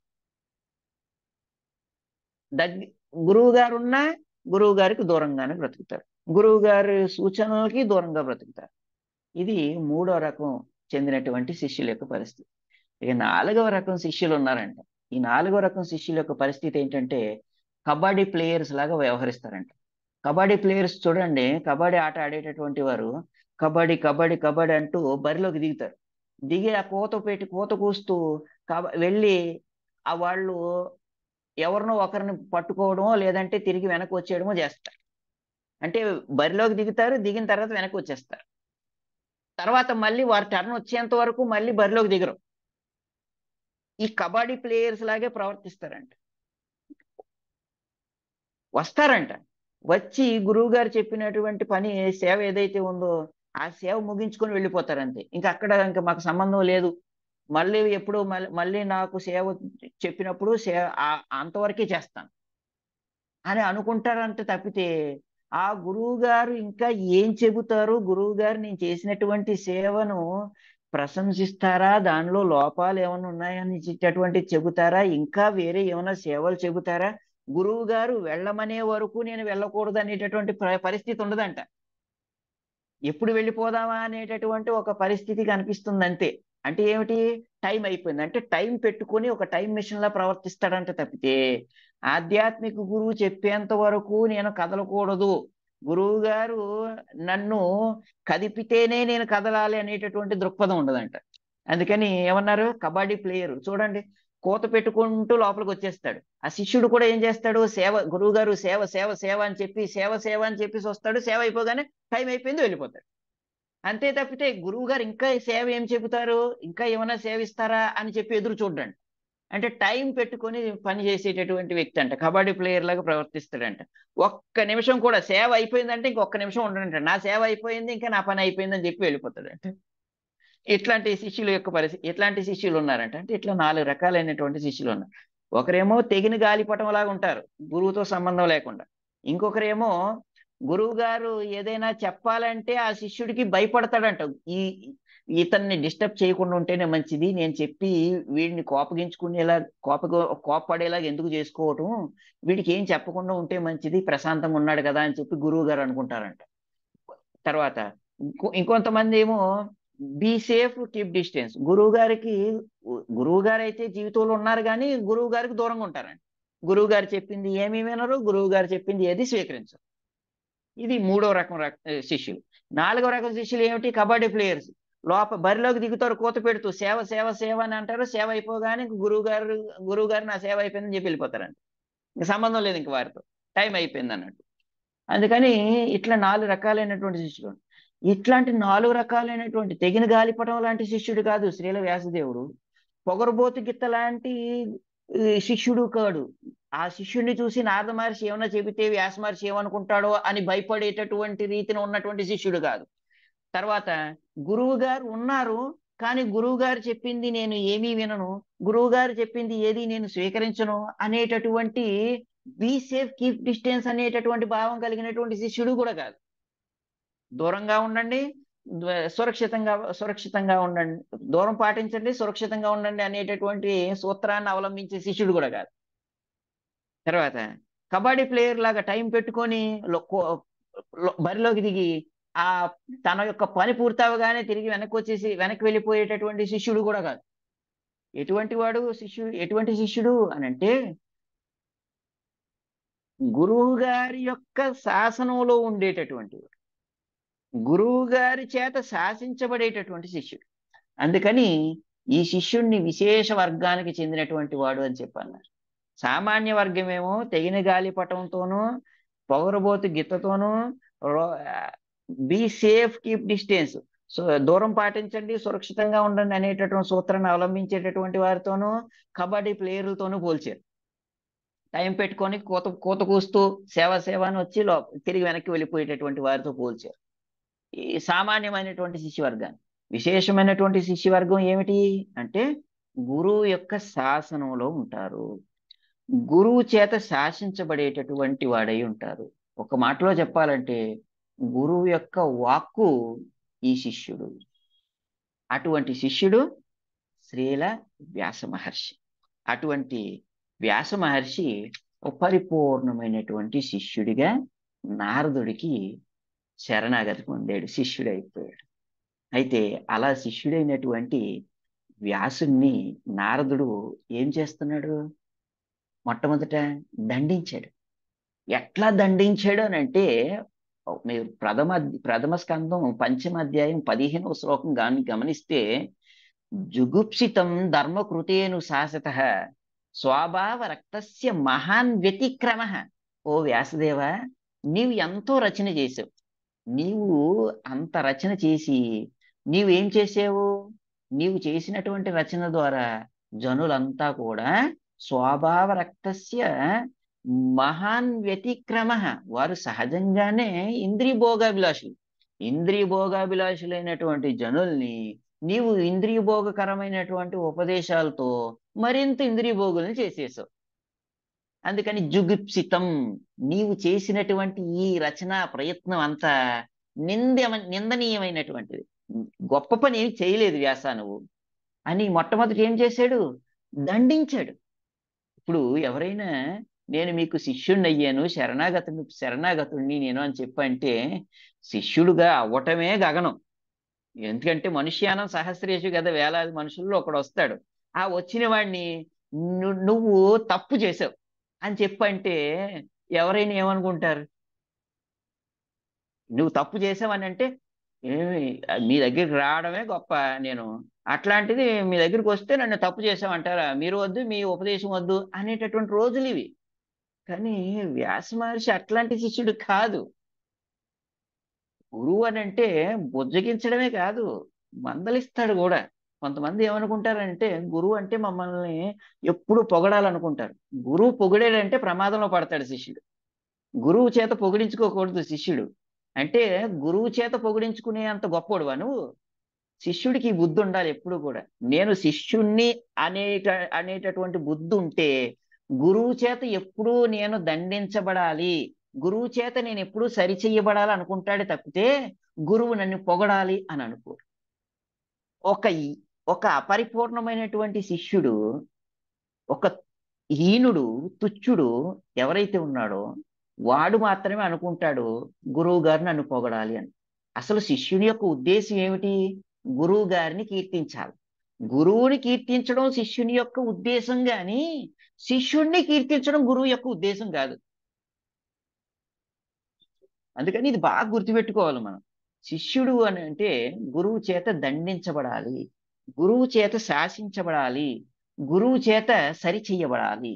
అలా అయితేనే అతడు శిష్యుడు, లేకపోతే శిష్యుడు కాదు. అయితే ఇక్కడ వ్యాసుడు గురువు చేత జుగుప్సితం ధర్మకృతేను శాసత స్వభావ రక్తస్య మహాన్ వ్యతిక్రమ, ఆయన చెబుతున్నాడు స్వయంగా. నీవు చేసినటువంటి ప్రయత్నం ఏదైతే ఉందో వ్యాస, ఖచ్చితంగా అది నిందనీయమైందే. ఇట్లాంటి పని చేసేవేంటి నాయన? మా సహజంగానే జనులంతా ఇంద్రియ భోగులు. అటువంటి ఇంద్రియ భోగులకి ఇంకా ఇంద్రియ భోగకరమైనటువంటి ఉపదేశాలు చేస్తూ వారి యొక్క ఇంద్రియ భోగాన్ని మరింత పెంచావు. అందుకని నీ యొక్క రచనల్ని, నీ వేద రచనని, ఈ మీ వేదాంత సూత్రాలని, నీ యొక్క పురాణాల యొక్క వర్ణన్ని, ఈ ఈ శాస్త్రాలన్నింటినీ నేనేం పొగడలేను నాయన. నిందనీయం ఇదంతా. చాలా తప్పు చేసేసావు నాయన నువ్వు. జుగుప్సితం అని మందలించాడు. మందలించి అంటాడు, నీవు ధర్మార్థ కామ మోక్షాలను అందించే అందించే నిమిత్తం నీవు ఆ, భక్తిని అందించే నిమిత్తం ధర్మార్థ కామ మోక్షాల ద్వారా నీవు ఉపదేశం చేసావు. కానీ జనులు ధర్మాన్ని విడిచిపెట్టేశారు, మోక్షాన్ని విడిచిపెట్టేశారు. ఈ అర్థాన్ని కామాన్ని రెంటిని పట్టుకొని జీవితం గడుపుతున్నారు. అర్థం సంపాదిస్తున్నారు. అర్థం ఏమనుకుంటున్నారు వారు? సంపాదన ఎలా అయితే ఏమిటి, సంపాదించామా లేదా అనుకుంటున్నారు, అనుకుంటారు. ఆ సంపాదించిన ధనంతో ఏం చేస్తారు? ఇంద్రియ భోగకరమైనటువంటి పనులు చేస్తారు. సంపాదించేది దేనికి? వెచ్చలుడిగా ఇంద్రియ భోగాలు అనుభవించడానికి. ఇక ధర్మం ఎక్కడుంది, మోక్షవాంఛ ఎక్కడ ఉంది జనులకి? అది రాదు నాయన. అందుకని నీ ప్రయత్నం వ్యర్థం అయిపోయింది. నిజంగా పంచమ పురుషార్థమైనటువంటి కృష్ణ ప్రేమను పొందాలంటే, భక్తిని అందుకోవాలనంటే నీవు నేరుగా ఆ భక్తిని అందించేటటువంటి ఆ కృష్ణ కథను వర్ణించాలి. ఎందుకంటే నీవు కృష్ణ కథను తెలిసినటువంటి వాడు. ఆ కృష్ణుని యొక్క దివ్యమైనటువంటి మహిమల్ని, వైభవాల్ని, గుణాల్ని, లీలల్ని, నామ యొక్క మహిమల్ని నీవు తెలిసినటువంటి వాడివి. సమర్థ అటువంటి వాటిని తెలియడమే కాదు, ఆ నీవు ఆఖ్యాతానాభి అతీతాని నీవు చక్కగా కీర్తించగలిగేటటువంటి సామర్థ్యం కలిగినటువంటి వాడివి. మరి ఆ సామర్థ్యాన్ని నీవు దాచిపెట్టేసి ఆ కృష్ణుణ్ణి కీర్తించకపోతే ఎలా నాయనా? అందుకని నీవు ఆ కృష్ణుణ్ణి కీర్తించు, ఆ కృష్ణుడి గురించి వర్ణించు. ఎందుకు అంటే కృష్ణుడి గురించి చెప్పావు నువ్వు, చెప్పలేదని కాదు. నీవు కృష్ణుడి గురించి చెప్పావు నాయన. నీవు అంటావు, నేను కృష్ణుడి గురించి చెప్పాను కదా పురాణాల్లో చక్కగా అని నీకు నీకు అనిపించొచ్చు. నీవు చెప్పావు, చెప్పలేదని నేను అనటం లేదు. నీవు చెప్పావు గాని కృష్ణుడు మూల కారణం అని చెప్పలేదు. కృష్ణుడు అవతారం అని నువ్వు వర్ణించావు. అవతారాల గురించి మాట్లాడుతూ కృష్ణుడు అవతారం అని చెప్పావు గాని కృష్ణుడు అవతారి, సమస్తమైనటువంటి అవతారాలకు మూలమైనటువంటి వాడు, కృష్ణస్తు భగవాన్ స్వయం అనేటటువంటి విషయాన్ని ఎక్కడ చెప్పావు నాయన నీవు? అందుకని కృష్ణస్తు భగవాన్ స్వయం అనేటటువంటి పరిభాషా సూత్రం ఆధారంగా చేసుకుని శ్రీమద్ భాగవత రచన చెయ్యి. ఈ విషయాన్ని జనులు అర్థం చేసుకునే విధంగా విశదంగా వివరిస్తూ శ్రీమద్ భాగవతాన్ని నీవు రచించు అంటూ శిష్యుడైనటువంటి వ్యాసునికి నారద మహర్షి సేవను అందిస్తూ, ఆ సేవ ఏ విధంగా చెయ్యాలో కూడా సూచన చేస్తూ, ఇదం హి విశ్వం భగవాని వేతరో యతో జగత్స్థాన నిరోధ సంభవాః తద్ది స్వయం వేద భవాంస్తథాపితే ప్రాదేశ మాత్రం భవతః ప్రదర్శితం అని చెప్పారు. ఇది గత శ్లోకం, అంటే 20వ శ్లోకం. ఇలా చెప్పి మరి నారద మహర్షి ఎవరు? గురువు కదా. గురువు అయినటువంటి వాడు ఎలా ఉంటాడు? లాలనే బహవో దోష తాడనే బహవో గుణ తస్మాత్ శిష్యస్య పుత్రస్య తాడయేత్ నందు లాలయేత్. శిష్యుడు తప్పు చేస్తే ఏం చేస్తాడు గురువు? తీవ్రంగా దండిస్తాడు, దండించి సరిచేస్తాడు. సరిచేసి తాడనే బహవో గుణ, దండించడమే కాదు, ఆ శిష్యుల్లో ఉన్నటువంటి మంచి గుణాలని ప్రశంసిస్తాడు కూడా. ప్రశంసిస్తూ ఆ శిష్యుణ్ణి కృష్ణుడి యొక్క దివ్యమైనటువంటి సేవలో మరింత నిమగ్నం చేసి ఆ కృష్ణ సేవను సమస్తమైనటువంటి ప్రజానీకానికి అందించే విధంగా తీర్చిదిద్దుతాడు. ఇది శిష్యుడి ఆధ్యాత్మిక గురువు యొక్క కార్యం. అందుకని తప్పు చేస్తే తీవ్రంగా దండించాలి, అదే విధంగా శిష్యుల్లో ఉన్నటువంటి మంచి గుణాలను కూడా కీర్తించాలి, ప్రశంసించాలి అనేటటువంటి విషయం తెలిసినటువంటి వాడు కనుక నారదుడు శిష్యుడు చేసినటువంటి తప్పుని దండించాడు. శిష్యుడు ఏం చేశాడు తప్పు ఇక్కడ? తనకున్నటువంటి సామర్థ్యాన్ని దాచిపెట్టి కృష్ణుణ్ణి పదే పదే కీర్తించకుండా ధర్మార్థ కామ మోక్షాలకు సంబంధించినటువంటి ఉపదేశాలు చేస్తూ ఈ జనుల యొక్క ఇంద్రియభోగకరమైనటువంటి జీవన విధానాన్ని పొందటం కోసం ఇంద్రియభోగకరమైనటువంటి సూత్రాలు ఇచ్చాడు. దానిని నారద మహర్షి తప్పని చెబుతూ ఆ తప్పుని దండించి తర్వాత ఇప్పుడు ఏం చేస్తున్నాడు అంటే శిష్యుని యొక్క గుణాలని ప్రశంసించడం మొదలుపెట్టాడు ఈరోజు శ్లోకంలో. ఏమని అంటున్నాడు అని అంటే, త్వమాత్మనాత్మానం ఆవేహి అమోఘ దృక్. మొట్టమొదటి ఏమన్నాడు అని అంటే, అమోఘ దృక్, నీవు వ్యాస, నీవు అమోఘ దృక్, నీవు పూర్ణమైనటువంటి దృష్టి కలిగినటువంటి వాడి. అమోఘ దృక్. త్వం ఆత్మనాత్మానం ఆవేహి అమోఘ దృక్. చాలా అద్భుతమైనటువంటి మాట ఇది. పూర్ణమైనటువంటి దృష్టి కలిగిన నీవు పరమాత్మను స్వయంగా అన్వేషించగలవు. మరి అన్వేషించే నీవు మాత్రమే అన్వేషించినటువంటి ఆ పరమసత్యాన్ని అందరికి అందించగలవు. ఎందుకు అనంటే నీ గురించి నీకు తప్ప ఇంకెవరికి తెలిసిన ఆయన? భగవంతుడి గురించి భగవంతుడే చెప్పాలి. కాబట్టి భగవద్ అవతారమైనటువంటి నీవే అందరికీ చెప్పాలంటూ పరస్య పుంసః పరమాత్మన కలాం. నీవు ఎవరో? సాక్షాత్తుగా భగవద్ అవతారం. భగవద్ అవతారమైనటువంటి నీవు నీ గురించి ఈ ప్రపంచ జనులందరికీ ఉపదేశం చేస్తుంది. ఎంత అద్భుతమైనటువంటి ఉపదేశం చూడండి. ఇలా చేస్తూ ఏమని చెప్పారు అని అంటే, పరస్య హంస పరమాత్మన కలాం అని అన్నారు. ఈ యొక్క శబ్దం నారద మహర్షి యొక్క విశేషమైనటువంటి గుణాన్ని మనకి తెలియజేస్తుంది. ఇప్పుడు వ్యాస మహర్షినేమో అమోఘ దృక్ అని సంబోధించాడు. పూర్ణ దృష్టి కలిగినటువంటి వాడివి, నీవెవరో తెలుసు నీకు. ఆత్మగా నీవు కృష్ణుని యొక్క నిత్యదాసుడు అనేటటువంటి విషయం తెలుసు. ఆ నిత్యదాస్యం నందు నెలకొని ఉండటము తెలుసు. ఆ నెలకొని ఉన్నటువంటి జీవన విధానాన్ని అందరికీ అందించడము తెలుసు. అందుకని అమోఘ దృక్కు, పూర్ణ దృష్టి కలిగినటువంటి వాడివి.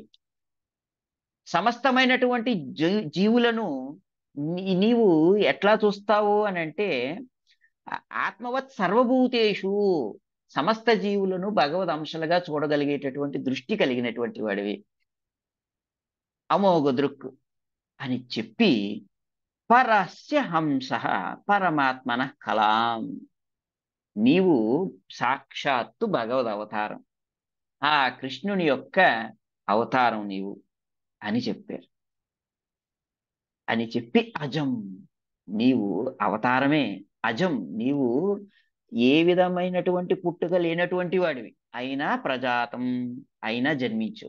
ఎందుకు జన్మించావు? జగత శివాయతం, ఈ సమస్తమైనటువంటి జగత్తులో ఉన్నటువంటి జనులందరికీ శ్రేయస్సు కలిగించడం కోసం అవతరించావు. అంటే లోక కళ్యాణార్థం నీవు అవతరించావు నాయన.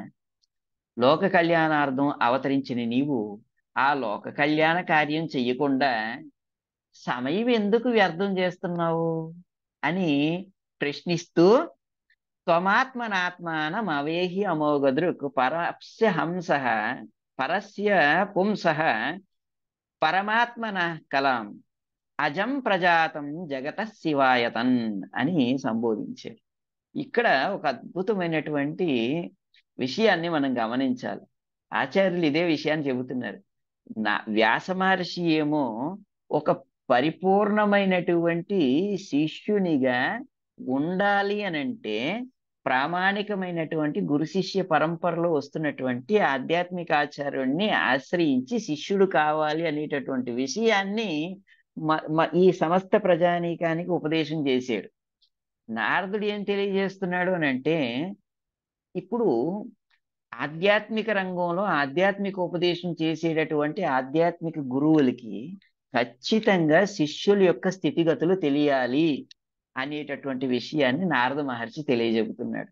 నిజంగా నారద మహర్షికి వ్యాస మహర్షి యొక్క స్థితిగతులు ఏమిటనేటటువంటి తెలియకపోతే, నారద మహర్షి ఈ మాట అన్నాడు కదా, అమోఘ దృక్, నీవు పూర్ణ దృష్టి కలిగినటువంటి వాడివి అని అన్నాడు. తర్వాత పరస్య పుంస పరమాత్మన కలాం, నీవు సాక్షాత్తు భగవంతుడు యొక్క అవతారం, కళావతారం నీవు అని మాట్లాడు. అజం, నీవు పుట్టుక లేని వాడివి, అయినా గాని ప్రజాతం జగత శివాయతన్, నీవు లోక కళ్యాణార్థం జన్మించేవు నాయన అని ఈ విషయాన్ని చెప్పడు కదా, ప్రస్తుతించడు కదా. అంటే 4 విశేషమైనటువంటి గుణాలను ఆధ్యాత్మిక గురువు అయినటువంటి నారద మహర్షి తన శిష్యుల్లో ఉన్నాయి అని చెప్పి గుర్తించాడు. ఇట్లా శిష్యునిలో ఉన్నటువంటి విశేషమైనటువంటి గుణాలను ఆధ్యాత్మిక గురువు ఖచ్చితంగా తెలుసుకొని ఉండాలి. తెలిసి తీరతాడు, అతను తెలుసుకొని ఉంటాడు. ఇక్కడ తన శిష్యుని యొక్క గుణాలను ప్రస్తుతించాడు. ప్రస్తుతించినటువంటి ఈ నారద మహర్షికి హృదయంలో ఏమీ లేదు. ఏమని? అయ్యో, ఇతను పూర్ణ దృష్టి కలిగినటువంటి వాడు, ఇతను సాక్షాత్తు భగవద్ అవతారం, లోక కళ్యాణార్థం అవతరించాడు, నన్ను గురువుగా స్వీకరించాడు, కాబట్టి వీడు నాకంటే గొప్పవాడు కాకూడదు అని అనుకున్నాడా? అలా అనుకుంటే గురువు ఎందుకు అవుతాడు? శిష్యుడు నాకంటే ఉన్నతుడు కావాలి అని చెప్పి కోరుకుంటాడు ఆధ్యాత్మిక గురువు. కాబట్టి తన యొక్క శిష్యుడిగా వచ్చినటువంటి ఆ భగవద్ అవతారమైనటువంటి వ్యాస మహర్షిని కీర్తింపజెయ్యాలి అని చెప్పి అనుకొని, తనకు ప్రశంసను అందింపజెయ్యాలనేటటువంటి ఉద్దేశంతో, నాయన ధర్మార్థ కామోక్షాల గురించి వర్ణిస్తే నీకు కీర్తి పెరగదు, నీవు అవతరించినటువంటి ప్రయోజనం నేరుగా నెరవేర్చబడాలంటే నీవు ఒక పని చెయ్యాలి. మహానుభావాభ్యుదయో బ- మహానుభావాభ్యుదయోది గణ్యతాం. నీవు ఆ దేవదేవుడైనటువంటి కృష్ణుని యొక్క దివ్యమైనటువంటి లీలల్ని అధిగణ్యతాం విపులంగా వర్ణించాలి. విపులంగా నీవు వర్ణిస్తేనే నీవు ఉన్నతిని పొందుతావు. నీవు ఆ కృష్ణుని గురించి వర్ణిస్తేనే నీవు అవతరించినటువంటి ప్రయోజనం నెరవేరుతుంది తప్పితే, నీవు కృష్ణుడి గురించి వర్ణించకుండా నీవు ఎన్ని రకములైనటువంటి వర్ణనలు చేసినా, ఎంత గొప్ప తత్వాన్ని నీవు చర్చిస్తూ నీవు ఉపదేశాలు చేసినా, నీ యొక్క అవతార ప్రయోజనం నెరవేరదు నాయన అంటూ ఆ అవతార ప్రయోజనాన్ని అందించేటటువంటి అద్భుతమైనటువంటి ఉపదేశం నారద మహర్షి చేశారు ఇక్కడ వ్యాస మహర్షికి. చేస్తూ త్వమాత్మనాత్మానం అవేహి అమోఘ దృక్ పరస్య పుంసః పరమాత్మనః కలాం అజం ప్రజాతం జగత శివాయతన్ మహానుభావాభ్యుదయోది గణ్యతాం. పూర్ణ దృష్టి కలిగిన నీవు భగవానుని అంశ అయిన కారణమున స్వయంగా ఆ పరమాత్ముడైన దేవదేవుని తత్వమును ఎరిగి ఉన్నావు. జన్మరహితుడైన నీవు లోక కళ్యాణం కొరకు ఈ జగమున అవతరించితివి కాబట్టి దయచేసి ఆ కృష్ణ భగవాను దివ్యలీలలను విపులంగా వర్ణించుము అంటూ అద్భుతమైనటువంటి ఉపదేశం నారద మహర్షి వ్యాస మహర్షికి చేశారు. అయితే ఇక్కడ మనం నేర్చుకోవాల్సింది ఏమిటి? ఇక్కడ మనం నేర్చుకోవాల్సిన ఒక అద్భుతమైనటువంటి అంశం ఉంది. ఒక ప్రామాణికమైనటువంటి గురు శిష్య పరంపరలో కొనసాగేటటువంటి సమస్తమైనటువంటి శిష్యులు నేర్చుకోవాల్సింది ఏమిటి అని అంటే, ఇక్కడ మనం పేర్కొన్నట్టు, ఈరోజు తరగతిలో పేర్కొన్నట్టు తెగినటువంటి గాలిపటం లాగా, అంటే గురువుతో సంబంధం లేకుండా ఉండకూడదు. పొగరబోతు గిత్తల్లాగా మనం వర్తించకూడదు. దూరం పాటించండి, సురక్షితంగా ఉండండి అనేటటువంటి సూత్రాన్ని అవలంబించేటటువంటి శిష్యుల్లాగా ఉండకూడదు. కబడ్డీ ప్లేయర్స్ లాగా పని పూర్తయిపోగానే కోత ఆపేసి వెళ్ళిపోయేటటువంటి వారిలాగా అటువంటి శిష్యుల్లాగా ఉండకూడదు. ఎలా ఉండాలి అని అంటే, గురువు యొక్క శాసనంలో ఉంటూ గురువు చేత శాసించబడేటటువంటి శిష్యుల్లాగా ఉండాలి అనేటటువంటిది మనం అందరూ కూడా వ్యక్తిగతంగా అభ్యాసం చేసి మనం అలవర్చుకోవాల్సినటువంటి విశేషమైనటువంటి స్థితి. ఈ యొక్క విశేషమైనటువంటి గుణాన్ని మనం అంతా కూడా పెంపొందించుకోవాలి. ఇది చాలా చాలా ప్రధానమైనటువంటిది. అందుకని గురువు చేత శాసించబడేటటువంటి శిష్యుల్లా కావాలి తప్పితే, మనం ఈ గురువు గారు ఉన్నారు గురువు గారు, నాకు గురువు గారు ఉన్నారు కానీ గురువు గారితో నాకు సంబంధం లేదు అని తెగిన గాలిపటంలాగా ఉండకూడదు. గురువు గారు ఏదైనా చెప్పాలి అని అంటే మనల్ని చూసి భయపడేటటువంటి శిష్యుల్లాగా ఉండకూడదు. గురువు గారికి దూరంగా ఉంటే నేను సురక్షితంగా ఉంటాను, లేదు అని అంటే నా ఇంద్రియ భోగ జీవితం అంతమైపోతుంది గురువు గారి ఉపదేశాల వల్ల అనేటటువంటి శిష్యుల్లాగా ఉండకూడదు. నాకు ఎంతవరకు అయితే సమయం కుదిరితే అంతవరకే నేను సేవ చేస్తాను, తక్కిన సమయంలో నేను సేవ చేయలేను అనేటటువంటి టైం పెట్టుకొని వెళ్ళేటటువంటి సేవకుల్లాగా గురువు గారి దగ్గర ఉండకూడదు. ఎలా ఉండాలి? గురువు గారి యొక్క శాసనంలో పనిచేసేటటువంటి శిష్యుల్లాగా మనం వర్తించాలి. అట్లాంటి శిష్యులు మనం కావాలి. శ్రీల ప్రభుపాదుల వారు అట్లాంటి శిష్యుడు.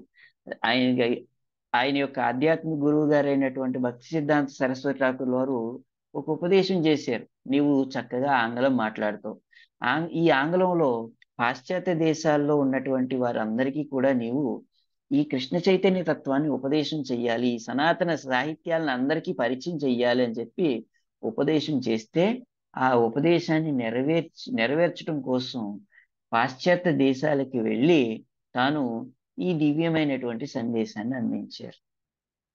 అట్లాంటి శిష్యులు కావాలి. అంటే గురువు గారి యొక్క గురువు గారి చేత శాసించబడ్డారు, గురువు గారి యొక్క శాసనం లాగా ప్రయాణం చేశారు.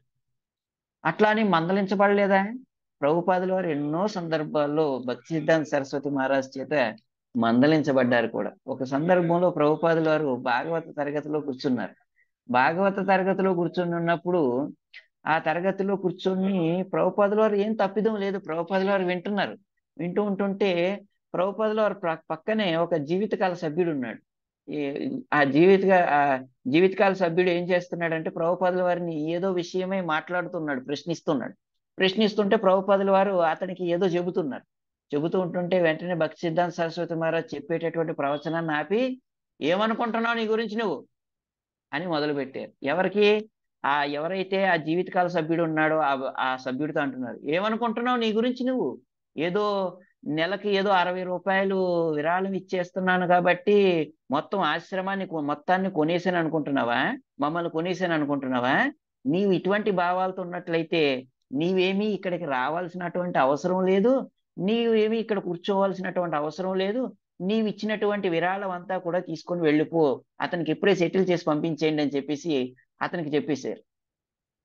చుట్టూ ఉండేటటువంటి శిష్యగణానికి చెప్పేశారు. తర్వాత ప్రభుపాదుల వారిని చూసి ప్రభుపాదుల వారితో అంటారు, ఏమనుకుంటున్నావు నీ గురించి నువ్వు? అన్నీ తెలుసుననుకుంటున్నావా నీకు? అని చెప్పి మందలించారు. ఆ మందలించగానే నేనేం తప్పు చేశాను? గురువు గారు నన్ను ఇలా మందలిస్తున్నారు. గురువు గారు నాదేం తప్పు లేదు. అతనే నన్ను కలత చెందే నన్ను డిస్టర్బ్ చేశాడు. అతను మాట్లాడితే అతను నన్ను అంటారేమిటి అని చెప్పి ఏం మాట్లాడలేదు. వెంటనే తలదించుకొని ఉన్నారు అంతే ఆ సమయంలో. కొంతమంది ఏంటంటే శిష్యులు వారిని మందలించారనుకోండి, వెంటనే ప్రతిఘటన చేస్తూ ఉంటుంటారు. అటువంటి వారు ఉన్నతిని పొందలేరు ఎప్పటికీ కూడా. ఉన్నతిని పొందాలంటే గురువు గారు దండిస్తే ఆనందం పడాలి. ఆహా! గురువు గారు నన్ను దండించారు అని. ఎందుకంటే ఒక వ్యక్తి మనల్ని దండించాడు అనంటే, ఆ దండించేటటువంటి స్వభావం, దండించేటటువంటి అధికారం సన్నిహితమైనటువంటి వ్యక్తికే ఉంటుంది గాని, దూరంగా ఉండేటటువంటి వ్యక్తికి ఎందుకు ఉంటుంది? ఒక గురువు గారు శిష్యుణ్ణి దండించారు అనంటే, మందలించారు అనంటే, సరిచేసే ప్రయత్నం చేశారంటే అనుకోవాలి శిష్యుడు, గురువు గారు ఈ రోజు నన్ను తన వాడిగా స్వీకరించారు. నన్ను గురువు గారు తన వాడిగా స్వీకరించారు కనుకనే గురువు గారు నా బాధ్యత స్వీకరించారు. నన్ను మందలించారు. నన్ను సరిచేశారు అని భావిస్తాడు. కానీ అపరిపూర్ణమైనటువంటి వాడు ఏమనుకుంటాడు? గురువు గారు నేనేం తప్పు చేయకపోయినా గురువు గారు నాదే తప్పు అంటున్నారు అని చెప్పి గురువు గారిని తప్పు పడతాడంట. ఈయన ఆయన తప్పు చేస్తే నన్ను అనడం ఏమిటి? గురువు గారు ఈయన సరిగ్గా లేడు అని చెప్పి మాట్లాడతారంట. అందుకని ఇటువంటి వారు సరైనటువంటి శిష్యులు కాదు. ఇటువంటి వారుగా మనం అవ్వకూడదు. ప్రభుపాదుల వారు తన యొక్క వ్యక్తిగత జీవన విధానం ద్వారా కూడా శిష్యుడంటే ఎలా ఉండాలనేది నేర్పించారు. తర్వాత ప్రభుపాదుల వారి శిష్యులు కూడా మనకి శిష్యుడంటే ఎలా ఉండాలనేటటువంటి విషయాన్ని మనకి నేర్పించారు. ప్రభుపాదుల వారు పాశ్చాత్య దేశాలకి వెళ్ళి అంతర్జాతీయ కృష్ణ చైతన్య సంఘాన్ని స్థాపించారు. ఇలా అంతర్జాతీయ కృష్ణ చైతన్య సంఘాన్ని స్థాపించిన తర్వాత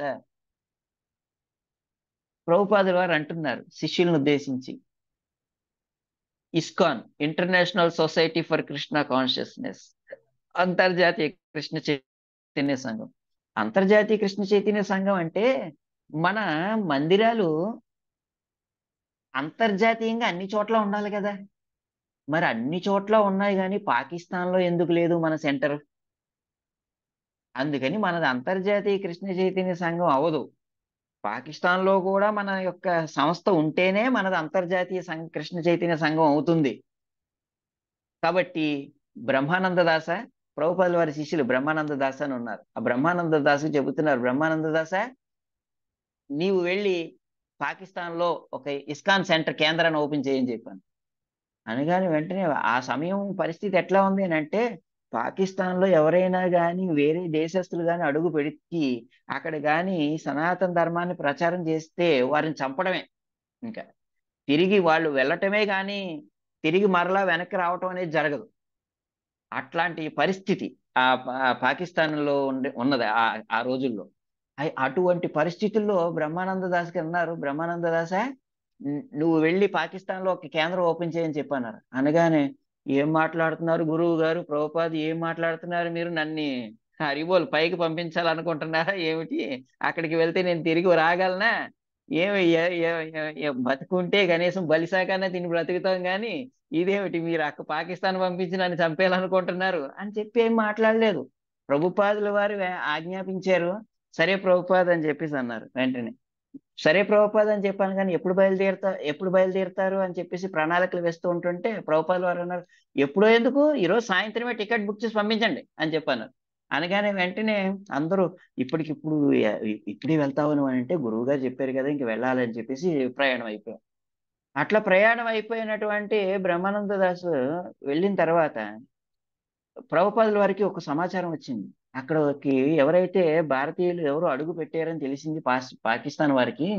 అక్కడ ఉండేటటువంటి ఆ పాకిస్తానీయులు ఏం చేస్తున్నారు అని అంటే భారతీయుల్ని ఆ సనాతన ధర్మాన్ని ప్రచారం చేసేటటువంటి వారిని చంపేస్తున్నారు అనే విషయం తెలిసింది ప్రభుపాదుల వారికి.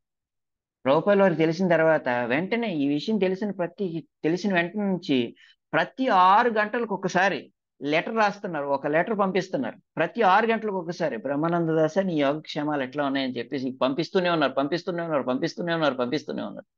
అలా పంపిస్తూ ఉండగా కొన్ని నెలలు గడిచినా అతన్ని అక్కడి నుంచి ఏ విధమైనటువంటి సమాచారం రాలేదు. అందరూ అనుకున్నారు ఇంక బ్రహ్మానంద దాస పని అయిపోయింది, ఇంక బ్రహ్మానంద దాస తిరిగి రాడు, ఇంకా అక్కడ ప్రభుపాదుల వారు ఈ బ్రహ్మానంద దాసిని పంపించి ఈ ఈ హరిబోల్ చేసేసారు అని చెప్పి ఇంకొంతమంది శిష్యులు మాట్లాడుకుంటున్నారు. ఇట్లాంటి పరిస్థితి ఉంది. అయితే తర్వాత కొన్ని నెలల తర్వాత బ్రహ్మానంద దాస్ తిరిగి వచ్చారు. తిరిగి వచ్చిన తర్వాత వెంటనే ప్రభుపాదుల వారు బ్రహ్మానంద దాస్ వచ్చారనే విషయం తెలుసుకొని ప్రభుపాదుల వారి దగ్గరికి వెళ్ళి బ్రహ్మానంద దాస్ని ఇట్లా పట్టుకున్నారు. బ్రహ్మానంద, ఎట్లు బాగున్నావా అని. ఒక తండ్రి తన ఇంటికి వచ్చినటువంటి పుత్రుడి పని ఎంత ప్రేమను కలిగి ఉంటాడో అంత ప్రేమను ఆ శిష్యుడి మీద కనపరుస్తూ ఈ- నీ క్షేమ నీ యొక్క నీవు కులాసాగా ఉన్నావా అని చెప్పి అడుగుతున్నారు. బ్రహ్మానంద దాస్ ఏమని చెబుతున్నారు, నే నేను మీతో కొన్ని విషయాలు మాట్లాడడానికి వచ్చానని చెప్పేసి అంటే ఆ విషయాలన్నీ పక్కన పెట్టేసి నువ్వు బాగున్నావు కదా, నువ్వు క్షేమంగా ఉన్నావు కదా, ఇంకా నువ్వు ఇవన్నీ పట్టించుకోవద్దు అని చెప్పేసి అంటున్నారు. బ్రహ్మానంద దాస్ని అడుగుతున్నారు అంతా ఏమని, బ్రహ్మానంద దాస నీవు అక్కడికి వెళ్ళావు కదా, నీకు ఎన్నో లెటర్ రాశారు ప్రభుపాదుల వారు, లెటర్లు అన్ని అందినాయి అని అంటే ఒక్క లెటర్ కూడా నాకు రాలేదు. అయినా కానీ నేను ఆ గురువు గారి యొక్క అభీష్టాన్ని నెరవేర్చడం నిమిత్తం, గురువు గారి యొక్క కోరికను నెరవేర్చాలనే ఉద్దేశంతో అక్కడికి వెళ్ళాను కాబట్టి మా ప్రభుపాదుల వారి యొక్క అనుగ్రహం వల్ల అక్కడ ఒక కేంద్రం ఏర్పాటు చేయడానికి అవకాశం దొరికిందన్నారు. మరియు వెంటనే ప్రభుపాద్ అక్కడ నేను ఆ విషయాలు చెప్పడానికే మీ దగ్గరికి వచ్చాను ప్రభుపాద్. అక్కడ మనకి ఒక కేంద్రం తెరవడానికి అవకాశం దొరికిందని అంటే అవన్నీ వదిలేసే, నువ్వు క్షేమంగా ఉంటే చాలు, అక్కడికి వద్దు వెళ్ళొద్దు అని చెప్పేసి అన్నారు. తర్వాత అంటే శిష్యుడిని బ్రహ్మానంద దాస్ అప్పటి వరకు ప్రచార కార్యక్రమాలు ఏమి చేయటం లేదంట. అందరూ అంటున్నారంటే బ్రహ్మానంద ఏం ప్రచారం చేయట్లేదు, ఎక్కడికి వెళ్ళటం లేదు సరిగ్గా అని చెప్పి శిష్యులు అందరూ మాట్లాడుతుంటుంటే బ్రహ్మానంద సామర్థ్యం మీకేం తెలుసు, ఎవ్వరూ చేయలేనటువంటి ఘనకార్యం చేస్తాడు అట్లాంటి వాడు అని చెప్తే మీరు ఎన్నన్నా ప్రభుపాద్ బ్రహ్మానంద ఏ విధంగానూ సేవ ఏమి చేయట్లేదు, ఏ విధంగానూ ప్రచార కార్యక్రమాలకి వెళ్ళటం లేదు అని చెప్పి మాట్లాడితే ఆ శిష్యులు మాట్లాడిన మాట తప్పని చెప్పి ప్రభుపాదుల వారు నమ్మినటువంటి తన శిష్యుని యొక్క గొప్పతనమే ఉన్నతమైంది అనేటటువంటి విషయాన్ని తెలియచెప్పటం కోసం బ్రహ్మానంద దాస్ని పాకిస్తాన్కి పంపించారు. పంపించి అక్కడ కేంద్రం ఓపెన్ చేయటానికి అనుమతులతో తిరిగి వచ్చేసాడు బ్రహ్మానంద దాస్. ఇది శిష్యుడి ద్వారా గురువు చేసేటటువంటి మహోన్నతమైనటువంటి కార్యం. పైగా శిష్యుడు ఎప్పుడు అనుకోడు గురువు ప్రమాదంలో పడేస్తున్నాడు నన్ను అని చెప్పి శిష్యుడు అనుకోడు. శిష్యుడు కానివాడు అనుకుంటాడు గురువు గారు నాకు ప్రమాదకరమైనటువంటి మాటలు చెబుతున్నాడు అని చెప్పి శిష్యుడు కానివాడు అనుకుంటాడు. పేరుకి అంటాడు మీరు మా గురువు గారు అంటాడు కానీ వాడు శిష్యుడు కాడు ఎప్పటికీ కూడా అటువంటి వాడు. కానీ బ్రహ్మానంద దాస్ ఉన్నారు కదా, బ్రహ్మానంద దాస్ అనుకోలేదు గురువు గారు నన్ను ప్రమాదంలోకి పంపిస్తున్నారు అనుకోలేదు. ప్రమాదం అయితే ఏమిటి, మా గురువు గారి యొక్క ఉపదేశం ఉంది కదా, ఆ ఉపదేశమే నాకు రక్ష అని చెప్పి బయలుదేరాడు. ఆ రక్షే నిజంగా రక్షించింది. అక్కడ ఒక కేంద్రాన్ని నిర్మించడానికి ఒక కారణం అయింది. తిరిగి వచ్చి ఇలా చేసి తర్వాత మరి ఇంకొక ఉదాహరణ చెప్పుకుందాం. ఎందుకంటే శిష్యుల్లో ప్రభుపాదుల వారికి పురుష శిష్యులే కాదు స్త్రీ శిష్యగణం కూడా ఉన్నారు. మరి స్త్రీలు కూడా ఎట్లా ప్రభుపాదుల వారికి సేవ చేశారు అనేటటువంటిది మాట్లాడుకుంటే ఈ యొక్క ఈ ప్రవచనం పూర్ణం అవుతుంది. అయితే ఎంతో మంది శిష్యుల్లో ప్రభుపాదుల వారికి స్త్రీ శిష్యులు కూడా ఉన్నారు. అట్లా ఉన్నటువంటి శిష్యుల్లో ఒక శిష్యురాలు యమునాదేవి మాతాజీ, యమునాదేవి దాసి. ఆ యమునాదేవి దాసి మాతాజీ ఎంత అంకిత భావంతో ప్రభుపాదుల వారికి సేవ చేసేటటువంటిదంటే ప్రభుపాదుల వారికి వంట చేసేటటువంటిది. ఆ వంట చేసేటటువంటి ఆ యమునా దేవిదాసి మాతాజీ అంతా కలిసి రైల్లో ప్రయాణం చేస్తున్నారు. రైల్లో ప్రయాణం చేస్తున్నప్పుడు ప్రభుపాదుల వారికి కొద్దిగా ఏదో తీవ్రం ఎక్కువ ప్రయాణాలు చేయటం వల్ల ప్రభుపాదుల వారికి కొంచెం ఆకలి ఎక్కువ వేస్తుంది. అయితే ఆకలి వేస్తుంటుంటే ప్రభుపాదుల వారు అన్నారు, ఏమైనా తినటానికి ఏమైనా ఉంటే ఇవ్వండి అని చెప్పేసి అడిగారు. అడిగితే ఒక బాక్స్ తీసుకున్నారు, ఒక టిఫిన్. ఆ టిఫిన్ లో అన్నం ఉంది. ఆ అన్నాన్ని తీసుకొని వెళ్ళి ప్రభుపాదుల వారికి ఇస్తే ప్రభుపాదుల వారు అది చూసి, చల్లగా ఉంది, చల్లగా ఉన్నటువంటి అన్నం విషంతో సమానం, ఇది తీసుకోకుండా ఉంటేనే మంచిది అని చెప్పేసి అన్నారు. అనగానే వెంటనే ఇప్పటికిప్పుడు వేడిగా ఉండేటటువంటి అన్నం కావాలి ప్రభుపాదుల వారికి. మరి వేడిగా ఉండేటటువంటి అన్నం ట్రైన్లో ప్రయాణం జరుగుతుంది. ఇప్పటికిప్పుడు వేడిగా ఉండే అన్నం ఎక్కడి నుంచి తెస్తారు? అట్లాని ఎక్కడ పడితే అక్కడ కొని తేలేరు. కానీ ప్రభుపాదుల వారేమో ఆకలి వేస్తుంది అని చెప్పి అన్నారు. గురువు గారు ఆకలితో ఉంటే శిష్యులు ఊరుకో ఉంటారా ఊరికే?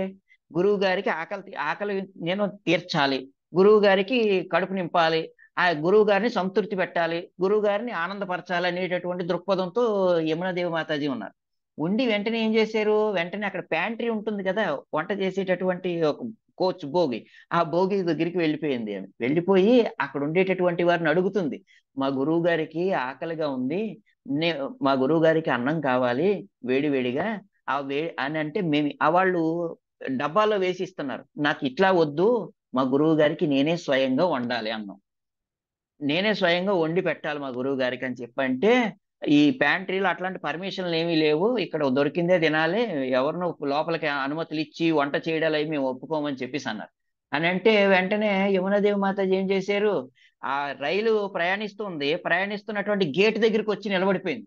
నిలబడిపోయి, మీరు కానీ నాకు అనుమతించకపోతే నేను రైల్లోంచి దూకేస్తానని చెప్పేసి అన్నారు. మా గురువు గారికి వంట చేయడానికి నాకు మీరు అనుమతించకపోతే నేను రైల్లోంచి దూకి ప్రాణత్యాగం చేసేస్తాను, నా చావుకు మీరే కారణం అని చెప్తాను అందరికి. వెంటనే అంతా భయపడిపోయారు, అయ్యో ఇదేమిటి, ఈ ఈమె ప్రాణత్యాగం చేసేస్తానంటుంది, గురువు గారికి అన్నం పెట్టాలని చెప్పి మనం ఇప్పుడు అనుమతించకపోతే ఎట్లా అని చెప్పి ఆ ప్యాంట్రీలో పనిచేసేవారు అంతా ఏం చేశారు, నువ్వు వచ్చి వండుకో అన్నం వచ్చి వండుకో అమ్మా అని చెప్పి ఆమెకు కావలసినటువంటి సదుపాయం అంతా చేసేసారు. చేసిన తర్వాత ఆమె అక్కడికి వచ్చి ఏమంటుంది, ఈ మా గురువు గారికి ఇట్లా అశుభ్రంగా ఉన్న చోట నేను వండలేను, దీన్ని మొట్టమొదటి నేను శుభ్రంగా చెయ్యాలని చెప్పి మొత్తం ప్యాంట్రీ అంతా క్లీన్ చేసేసింది ఫస్ట్. మొట్టమొదట ప్యాంట్రీ అంతా శుభ్రం చేసేసి ఆ ఆమె చక్కగా అన్నాన్ని వండి పెట్టి స్వామికి భగవంతునికి నివేదన చేసి ప్రభుపాదుల వారికి ఆఫర్ చేసింది.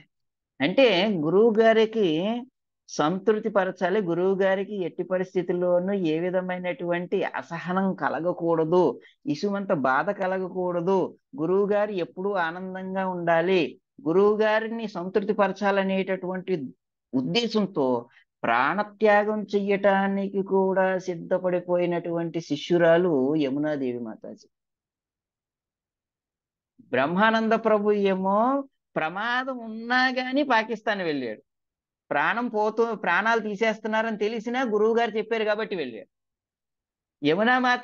యమునాదేవి మాతాజీ ఏమో గురువు గారికి కడుపు నింపటం కోసం ప్రాణం పోయినా పర్వాలేదు అని చెప్పి రైల్లోంచి దూకేయడానికి సిద్ధపడిపోయింది. అట్లాంటి శిష్యులుగా తయారవ్వాలి, ఏదో టైం పాస్ శిష్యులుగా మనం తయారు కాకూడదు అని చెప్పి నారద మహర్షి మనకి నారద మహర్షి ద్వారా వ్యాస మహర్షి మనకు అద్భుతమైనటువంటి ఉపదేశం చేస్తున్నారు. వ్యాస మహర్షి అట్లాంటి శిష్యుడు, గురువు గారి కోసం ప్రాణత్యాగం చేసేటటువంటి శిష్యుడు, గురువు గారిని సంతృప్తి పరిచేటటువంటి శిష్యుడు, గురువు గారి యొక్క శాసనంలో, గురువు గారి యొక్క అనుగత్యలో నడిచేటటువంటి శిష్యుడు, గురువు గారి యొక్క సూచన ప్రకారం ప్రవర్తించేవాడు, గురువు చేత శాసించబడేటటువంటి పరిపూర్ణమైనటువంటి శిష్యుడు అయినటువంటి వ్యాస మహర్షి నారదుని చేత ఉపదేశించబడ్డాడు. అలా ఉన్నాడు కనుకనే దండించబడ్డాడు, మందలించబడ్డాడు, ఉపదేశించబడ్డాడు. అందుకని మనం ఎప్పుడు గుర్తుపెట్టుకోవాలి, గురువు గారి దగ్గర మనం ప్యాషన్తో ఉండకూడదు. నాకు ఒక గురువు గారు ఉన్నారు అని చెప్పుకునేటటువంటి రీతిని మనం ఉండకూడదు. ఆధ్యాత్మిక వికాసం పొందటానికి మనం గురువు గారిని పొందాలి. అందుకని గురువు గారి దగ్గర ఉండాలి, గురువు గారి నుండి శ్రవణం చెయ్యాలి, గురువు గారి యొక్క ఆదేశాన్ని పొందాలి, గురువు గారి యొక్క ఆశీర్వాదాన్ని పొందాలి. ఈ నాలుగింటిని కలిగినటువంటి పరిపూర్ణమైనటువంటి శిష్యుడు వ్యాసుడు తన గురువు గారైనటువంటి నారద మహర్షి దగ్గరున్నాడు. తన గురువు గారైనటువంటి నారద మహర్షి నుండి విన్నాడు. తన గురువు గారైనటువంటి నారద మహర్షి నుండి ఆదేశం పొందాడు. తన గురువు గారైనటువంటి నారద మహర్షి ద్వారా ఆశీర్వాదం కూడా పొందుతూ అద్భుతమైనటువంటి ఉపదేశాన్ని త్వమాత్మనాత్మానం అవేహి అమోఘదృక్ పరస్య పుంసః పరమాత్మన కలాం అజం ప్రజాతం జగత శివాయతన్ మహానుభావాభ్యుదయోది గణ్యతాం అంటూ అద్భుతమైన ఉపదేశం పొందాడు. పూర్ణ దృష్టి కలిగిన నీవు భగవానుని అంశ అయిన కారణంగా స్వయంగా ఆ పరమాత్ముడైన దేవదేవుని తత్వమును ఎరిగి ఉన్నావు. జన్మరహితుడవైన నీవు లోక కళ్యాణం కొరకు ఈ జగమున అవతరించితివి కాబట్టి దయచేసి ఓ వ్యాస ఆ కృష్ణ భగవానుని దివ్యలీలలను విపులంగా వర్ణించు అంటూ అద్భుతమైనటువంటి ఉపదేశం పొందాడు. ఆశీర్వాదం కూడా ఉపదేశం ద్వారా అందుకున్నాం. హరే కృష్ణ. శ్రీమద్ భాగవతం की जय। జగద్గురు శ్రీల ప్రభుపాద की जय। నీతాయ గౌర సీతానాథ్ ప్రేమానందే హరి హరి బోల్. ఏమైనా ప్రశ్నలు ఉంటాడు?